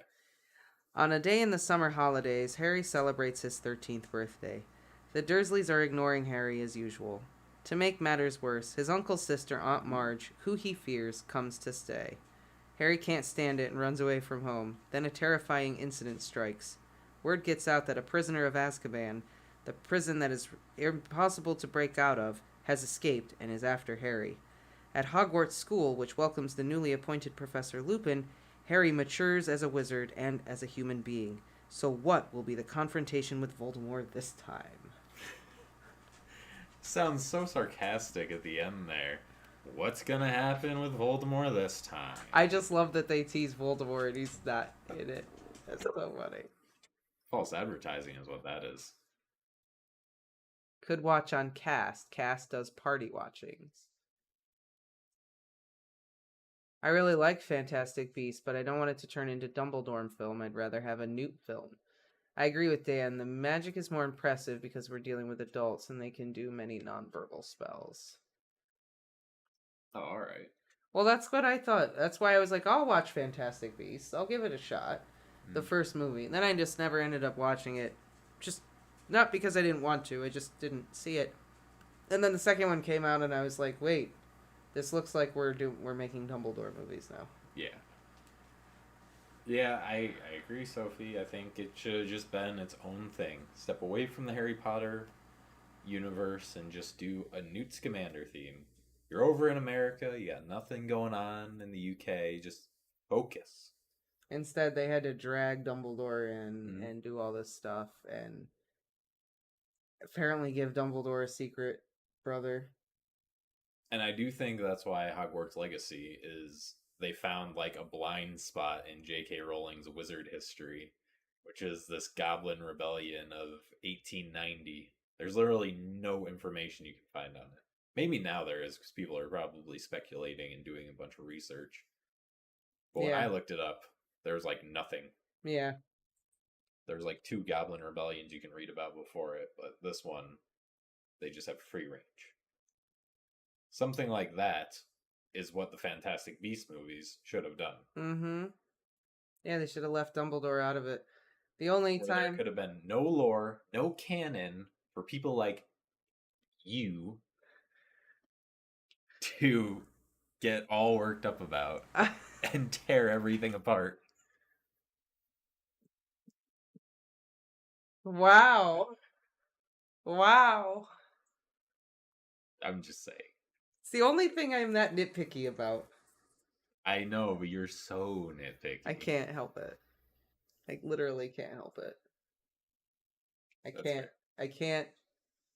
Like, when the whole Dumbledore secret brother thing, I found out about that, it destroyed any motivation I ever had to watch these movies. Literally ruined it.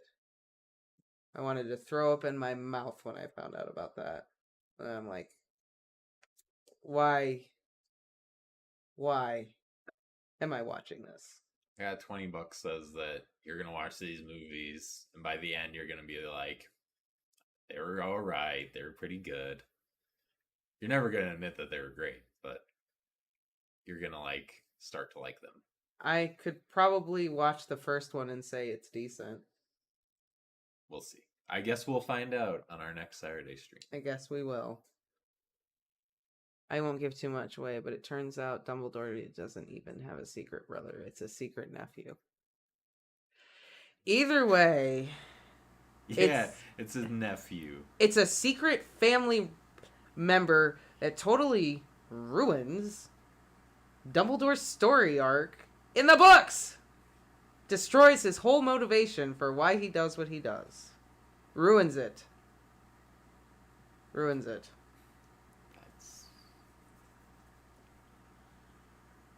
I don't know what to tell you. And it's lazy writing. There, I said it. It's lazy writing. Well, it is Warner Brothers, so. Like Spock having a brother than a sister. Lazy writing.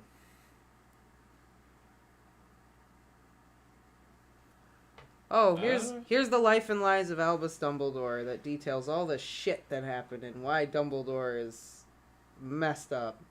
Here, let's have a scene at King's Cross where we talk about Dumbledore and what the real deal is. Oh. Yeah, by the way, we're making these movies. Guess what? He had a secret nephew the whole time. You know, I just realized, isn't... And yes, Dan, having McGonagall in the movies is also lazy writing. Why is she in the movies?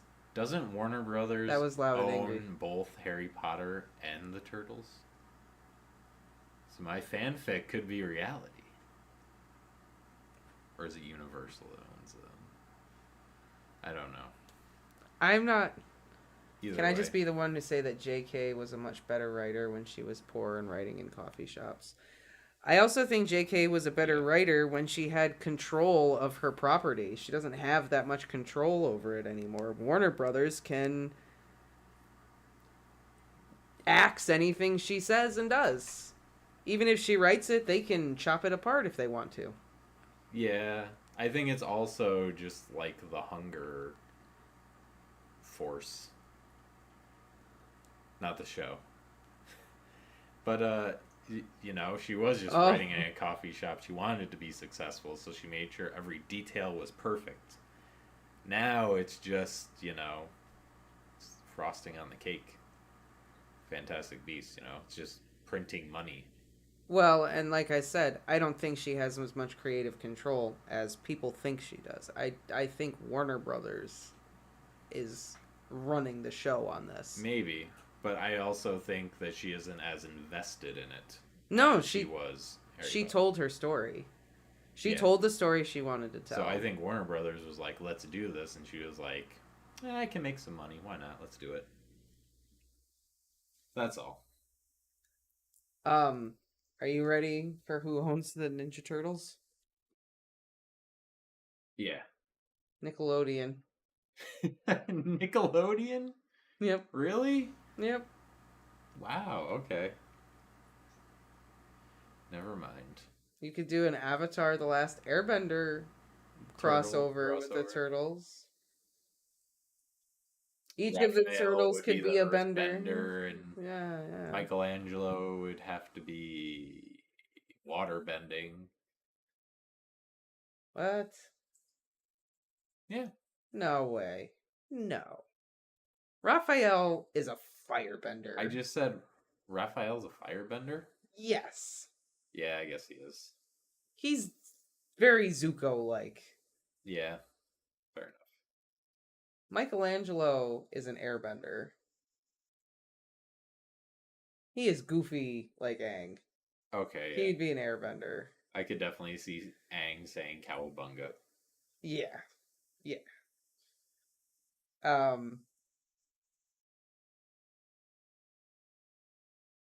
And then it'd be a toss-up with Donatello and Leonardo. Maybe Leonardo would be the waterbender. Donatello would be the earthbender. I don't know. Leonardo's the leader, so... Leonardo would be the earth. Donatello would be the water. You think so? Yeah. Yeah. No, Michelangelo's wind. I'm telling you.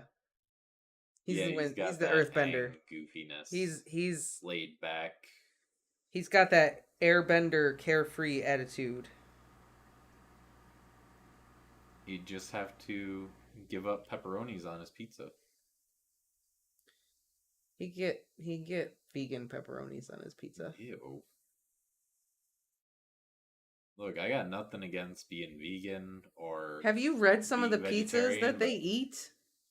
Yeah, I have. They're horrifying. They are. So I don't think the pepperoni really is the debate No. here. I'm just saying. I think it's whether or not you put peanut butter and anchovies on the same pizza. I hate when they try to make something vegetarian or vegan. It's like, no, just come up with some different dish that's tasty. I don't want vegan chicken wings. Oh, Mike. Michelangelo was always my favorite too. He was always my favorite. Yeah. And Shredder. I like Shredder. Okay, I'm sorry. I always like the bad guy, though. I think Leonardo was my favorite. You guys ever watch The Tick? No. You ever watch The Tick? Tell me if you guys ever watched that show. Please, someone tell me they've watched the animated show, The Tick. I've seen commercials, heard of it. For the old cartoon? Yeah. Chairman Chippendale is Rescue Rangers. No.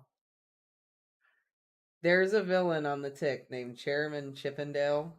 He's a man in like this really, really nice suit, except his head is a chair. And he's great.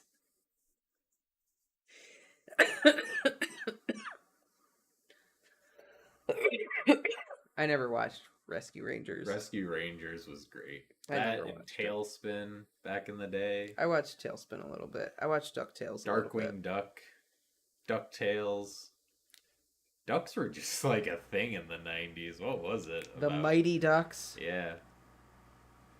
We were just a duck-obsessed society. And it's...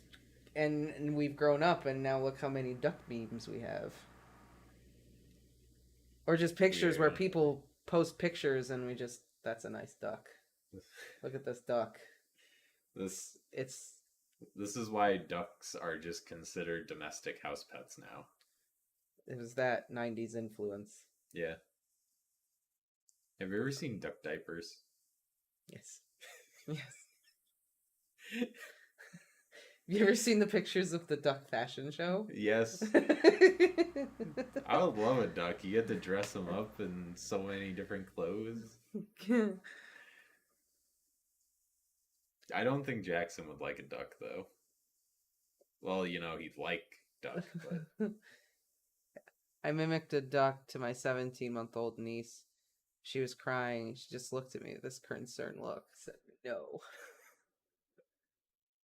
Do you think Jackson would like a duck or a kangaroo more? Probably the duck. Because he could probably eat the duck. Kangaroo, not so much. Yeah, that's true. Yeah, that's a unfortunate thing that we found out that kangaroos are legal to have. So now I want one. Yeah, apparently in New York State you can legally own a kangaroo. So we might have a new animal friend on the stream soon. I don't know how we would do it. We're not going to. We don't have that kind of room for a kangaroo. But We can. a man can dream. A man can dream. Guess I'm moving to New York then. Well, if you have one kangaroo, you have to give him a friend. So at a minimum, you have to have 2 kangaroos. But what if one's tired and doesn't want to play? I mean, you got to get a third just for backup. Well, What would the Marauders be with just 2 people? just a pair of purebloods. Or just Lupin and Sirius, I don't know.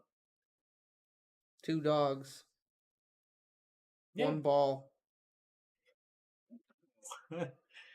Gross. Why do you? Don't make things yucky. Like, fetch! Yeah, I'm sure that's what you mean. That's what I meant. Couldn't be any other sort of reference to a 2000s awful video. Knowing Mike says he'd spend thousands of dollars on about 5. 5's a good number. Yeah, 5 kangaroos. It is. That's a nice mob. That's right. 1 dude, 4 ladies. Dang. You can't have 2 dudes. Why not? They'll fight each other all the time. Someone's gonna fight each other for dominance. Well, would not the would they fight each other if there's no females around to court? Probably. Oh, okay. It's just instinct. They would just I thought fight it was with just each like other. a mating thing, though. Nah, And then don't the females fight each other too? And then none of them would like me. No, I'm sure they would like you. No, they wouldn't. They would love you, Mike. I mean, they all kind of fight with each other, but it's the males who like fight for dominance of the group, and they're the ones that like really fight with each other. All kangaroos like box with each other to like practice and play, but the males like are the ones that like really box to like hurt each other and stuff. I mean, maybe you could have 2 dudes. I don't know. I'm just saying you'd have to really pay attention. Well, I guess we'll have to figure this out. Watching elephant seals fight, that's intense. Watch giraffes fight. You want to talk about intense? Elephant seals are brutal. They're brutal. They are. They're also huge. Yeah, they're so big. You don't really think about it when you watch them on a documentary, but they're like the size of a minivan. I know. They are. They're Yeah. massive. Elephant seals are so big. But yeah, giraffes like necking each other. The noises that it makes. I remember reading about dominance hierarchies among females as well. It's hard to say to what extent, though, from species to species. That's definitely true. Definitely depends on the animal, right? Species to species, you'll have females who will fight each other for dominance. I know there is a hierarchy in lion prides. It probably depends on whether the group of animals are based off like a matriarch or a patriarch. Yeah, but even within a pride of lions, you have like the male lion, but then you'll have a female who is like the leader, and then you'll have like you'll have a hierarchy of the ladies, and the top female is usually the hunting party organizer too. Okay. And then Aren't hyenas like that too? hyenas are matriarchal. Purely matriarchal. We said exactly what Mike was typing. Like where cats will have one dominant male, and then you'll have your lady hierarchy. Hyenas are different. Hyenas just have like the leader is the female. Oh, okay. And then they have their structure. Elephants are the same way. Elephants have their matriarch. And they're a matriarchal organization. Cats are just different. Oh, okay. Because they'll have the male, but then they'll also have the female and that structure. I read Keeper of Keys on a beach near elephant seals with a lighthouse in the background. Had to walk a bit closer than I should have to a few. Still 60 feet, but too close. Ooh. Yeah, that's pretty close. They're huge, and they're mean. Yeah.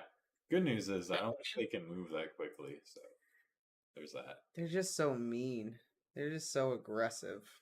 Like, not only do they beat the crap out of each other, but they're just so aggressive. They're not on my list of favorite animals. They move very fast. Oh, okay. Good to know. Dan, do they move in single file to hide their numbers? 20 miles. Oh, yeah. You're not outrunning that. Unless you're Usain Bolt. I'm just picturing a minivan coming at a person at 20 miles an hour on a beach. When they don't expect it. Except this minivan has teeth. And a big, weird looking nose. Yeah. Elephant seals. Moral of the story is get a kangaroo, don't get an elephant seal. Yes. Or 2 or 3 or 5. 5. Always 5. Well, There's I no always question. said cats. 5 cats is a good number, so 5 kangaroos is a good number. Oh, 40 feet. Okay. It's like crocodiles, super fast over short distances, and then when they're done, they're done. Like a crocodile can run really quickly. They can clock over 20 miles an hour, but they can only do it for a very short period of time. Mm-hmm. So you only have to outrun them for a little bit. Yeah. I told somebody the other day that crocodiles eat giraffes, and they were just like, "What? How do crocodiles eat giraffes? What?" And I was like, "Do you ever see a giraffe drink water? Do you ever see what they do to drink water? Well, it's not so fast for them to stand back up. In between that time, that crocodile has got a leg, another leg, a head, lots of options to bite down on. Just saying, crocodile's not going, or the giraffe's not going anywhere if that crocodile is so inclined that day." I saw a video the other day of this elephant that was like drinking water from this like stream or lake, and a alligator or crocodile came up and bit its Trunk. That crocodile regretted that decision. It like Yeah. bit it, and it just flung the alligator like 60 feet in the air. Oh. Yeah. Yeah, elephants are not. If I was a crocodile, I wouldn't go there. No. Now that I'm about to move into a new house, I've been thinking about getting a pet, maybe a dog or a lizard. Any suggestions? Ooh, I mean, I'm always for a dog. Well, what do you like? I guess really it's about how much time are you going to have to invest in the animal? That's true. How much time? Like if you How much time can you spend daily on attention and affection and enrichment? And how much time can you spend on maintenance and care? Feeding, cage cleaning, poop cleanup. Yeah.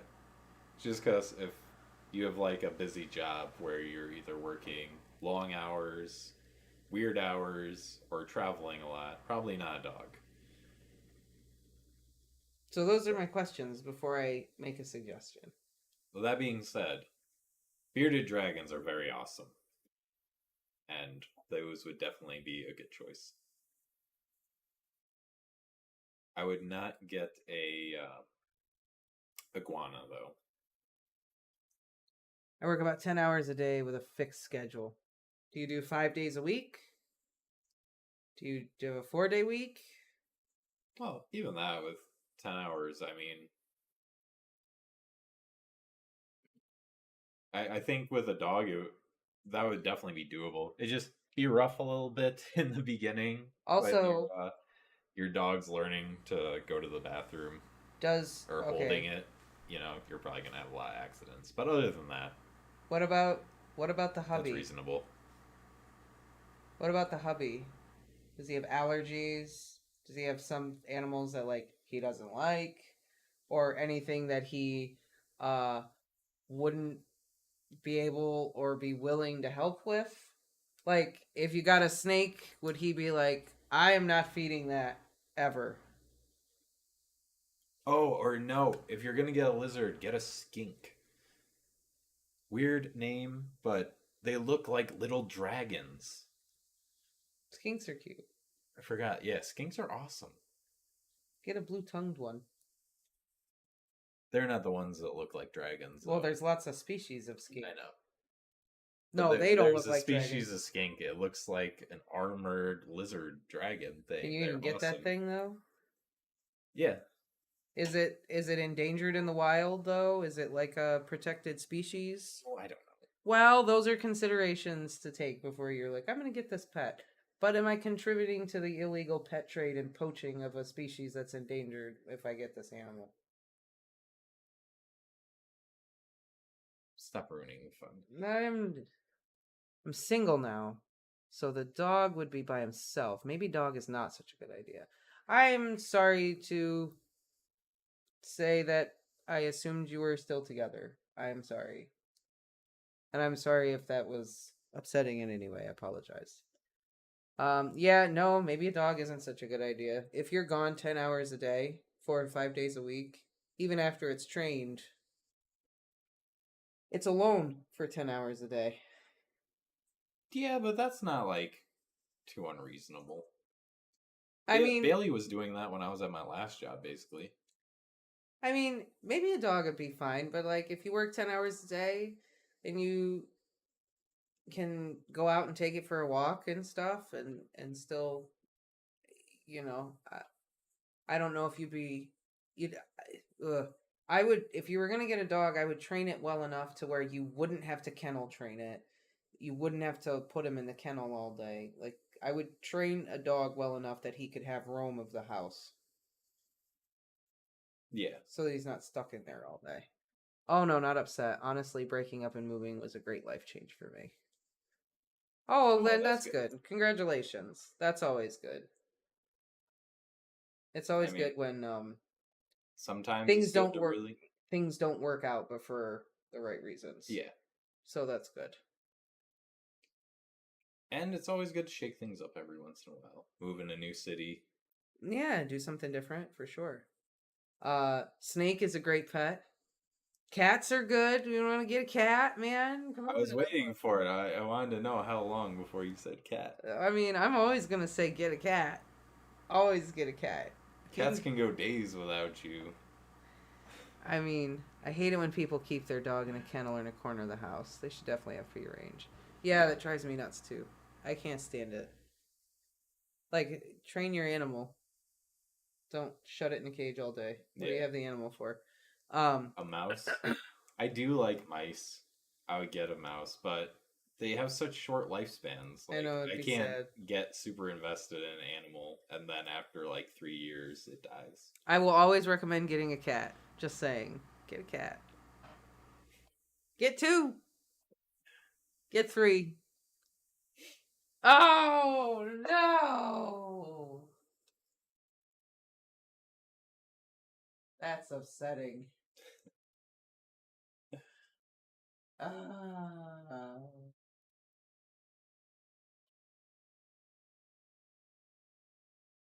What about a rabbit? That's true, rabbits. You could get a rabbit. You'd have to do specific things to make sure that, like, you can't, like, rabbits love to chew stuff, so you'd have to, like... Well, he said, like, a dog or a lizard, so I'm just kind of going off what he said. Like, I think the skink. A skink? It's very cool, low maintenance. But if you're gonna look at lizards, do your research about lizards. Look at species that are not currently endangered and are sold at pet shops, etc., through trafficking. You do your research about reptiles. Reptile pet ownership is very shady in a lot of ways. So, if you do decide to get a lizard, just don't contribute to the exotic illegal pet trade. That's all I'm saying with lizards. That's it. That's my soapbox. Skinks are cool. Iguanas are definitely cool, but they get huge. And people have a hard time with that because they get huge. Tortoises is the same thing. People, once they get to a certain size, they get huge. Tortoises are awesome, though. Tortoises are awesome. They're another animal. Perfect. Low maintenance. Kinda. What do you mean? Well, they have very specific diet requirements. You have to scrape the protein secretions off of them if they're having an issue. That's if they're having an issue. It's like taking care of any animal. Well, the other thing about lizards, snakes, tortoises, you also need to find a vet who will take care of those animals. That's true. You need to find a vet who deals in exotic animals, which in the area you live in, I'm sure wouldn't be very hard. But if you decided to get something like a skink or an iguana, you got to find a vet who can take care of those animals and diagnose something. Can rabbits do easily trained to stay inside? So rabbits are very smart.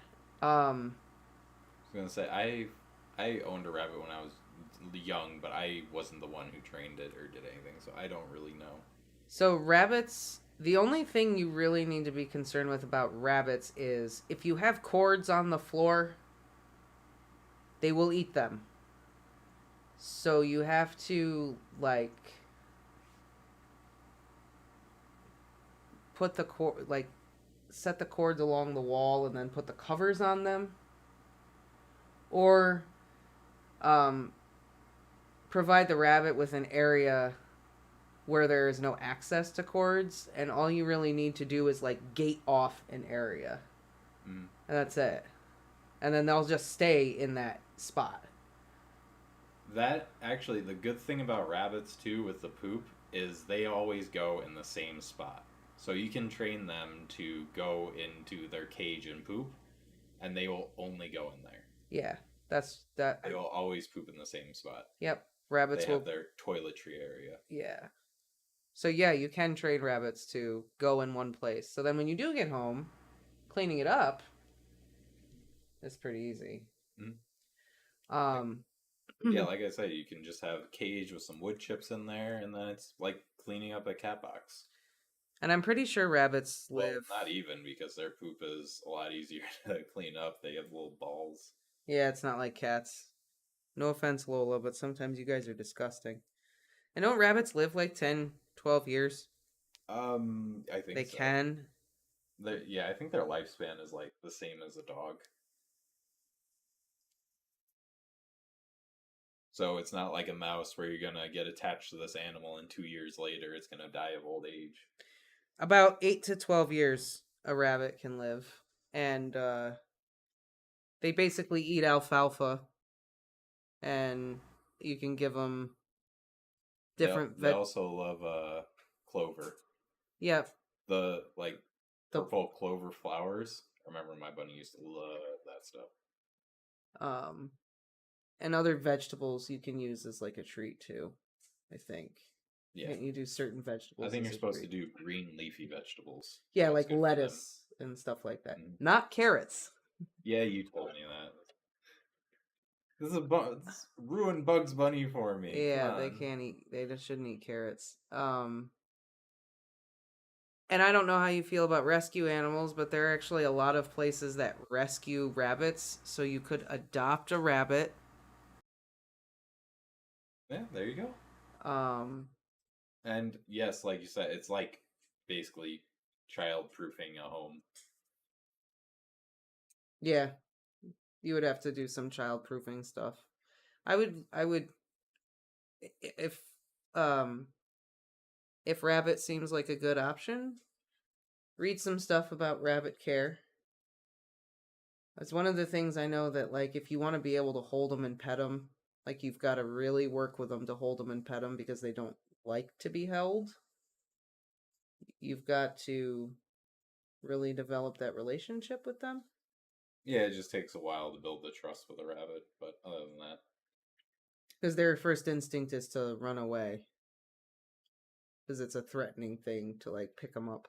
Well, that if anyone who's read Watership Down knows, the rabbits just instinctually want to hide and run away from anything that isn't another rabbit. Yeah, there are rescue rabbits. So, Mike, apparently there is a whole thing about rescue rabbits because people will get their children rabbits for Easter as a pet, and then 3 months later turn around and get rid of the rabbit because they didn't realize what keeping a rabbit actually entails. And the work that's involved, and that they need some specific things, like you can't leave your cords plugged in on the floor and stuff, because they'll chew on stuff. They're a rodent, they chew on stuff, so you gotta not let them chew on stuff. So then they have all these places that actually take rescue bunny rabbits. So you could definitely rescue a bunny for sure. And if you're definitely interested, there's a lot of material out there that gives you a lot of really good advice about owning rabbits. I knew that rabbits have pretty well developed thalamuses and prefrontal cortices for their size, so I knew they were adventurous and smart. Hmm. They are. They are. And I think if you do it right, a rabbit can be a great pet. But you have to do it right. Yeah. If only any of the rabbits like to eat the vegetables on our lawn would let us take them in. I know. They're such nice babies. I mean, if you weren't allergic to cats, I'd give you like the rundown about all things for cats. I was gonna say, stream would go on for the next 3 hours. Just you could get any and all information you need to know about cat. Right? And if you wanted a cat, I'll tell you everything you need to know about taking care of your kitties. But this is a dry run on what I know about rabbits. I was gonna say, you know more than me. I just know they're cute. They're Soft. yeah, Mm, and they thump their feet. they thump their feet. Yep. And they'll kick. I'm gonna look into rabbits. I think you may have convinced me. Awesome. there you Let go. us know if you decide to get one. And if you do get one, we want to see pictures. Yeah, definitely. We want to see the bibe. If you decide after doing the And- research that a rabbit is not for you, that's okay. Maybe you'll have to let us know what you might decide. want to research like species, because I know some species the rabbit gets like huge. Oh my god, yeah, Mike, there are some rabbits that are literally like this big. I knew a person who had one. They're called, what are they called? Welsh giants or something? Flemish giants. So hey, Flemish giant rabbit. you could kind of meet halfway. It'd be like having a dog. Yeah. Here. I don't... Should pull that up. I don't know if you're gonna be able to see it. You can see it. Look at the size of this. Look at the size of that guy. Look at him. He's huge.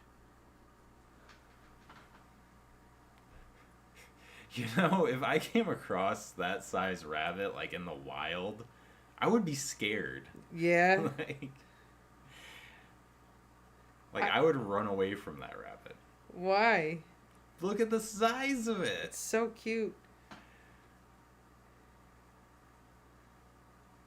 That thing jumped on you and did like the bunny kick and disembowel you.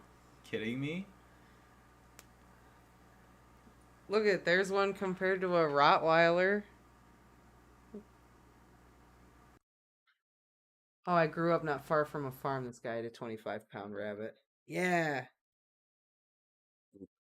I want a giant rabbit. One of our cats in the 90s brought home a rabbit almost that big. Oh, geez. Jesus. Did you own like a mountain lion? Lola could take on a rabbit that big. What? Yeah, but that really? Bobcats can take down deer. She's not a bobcat. I know, but comparative size, she could take down a big-ass rabbit. Maybe. If a bobcat can take down a deer. deer... You did find her. Who knows how long she was surviving That's on what her I own in mean. the wild, We don't know what Lola is capable of. I don't know. Maybe that's why she's like the queen of the house. She's fought off coyotes before. Fighting off Jackson is no big deal. As long as he was well trained, I wouldn't mind a giant lagomorph. My cats would be afraid. No, Dan. I didn't insinuate you had a bobcat.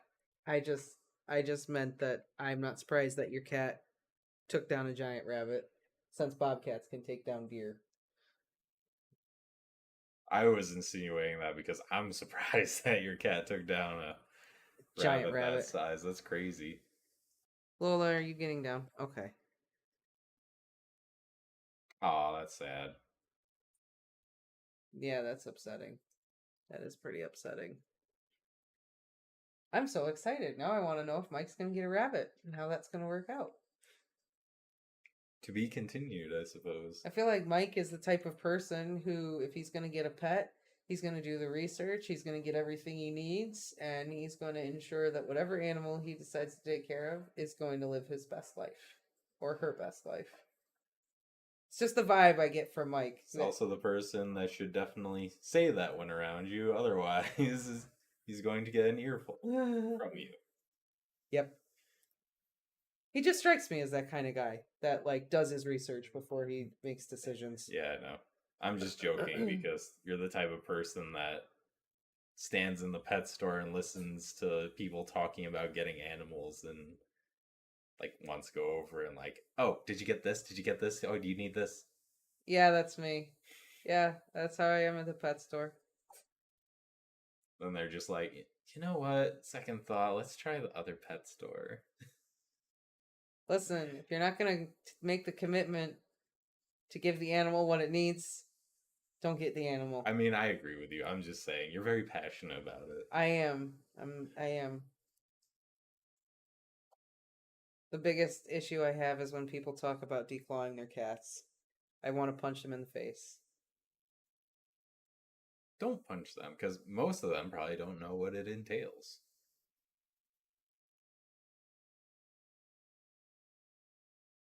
Their vet should be telling them. I haven't gotten a pet before because I've never had a job where I can afford the right resources. Now that I do, I want to, and I want to do it right. Oh, that's exciting. Right. That's exciting, though, finally being at a point where you can have a pet. Yeah, that's awesome. I'm excited for you. I want to hear what happens next. I'm invested in Mike's pet now. I'm invested in the pet journey. I want to know. The rabbit revolution. Yep. I want to know. On that note, though, speaking of pets, I think Bailey needs to go outside. So I think I'm going to go do that. And I think the stream must conclude. Unless you wanted to continue with something. No, because I have to go hang out with Randy at 9:30 tomorrow morning. Okay, fair enough.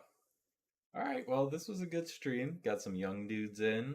Got some great animal talk in. Had some conversations. Definitely keep us updated, Mike, on the rabbit.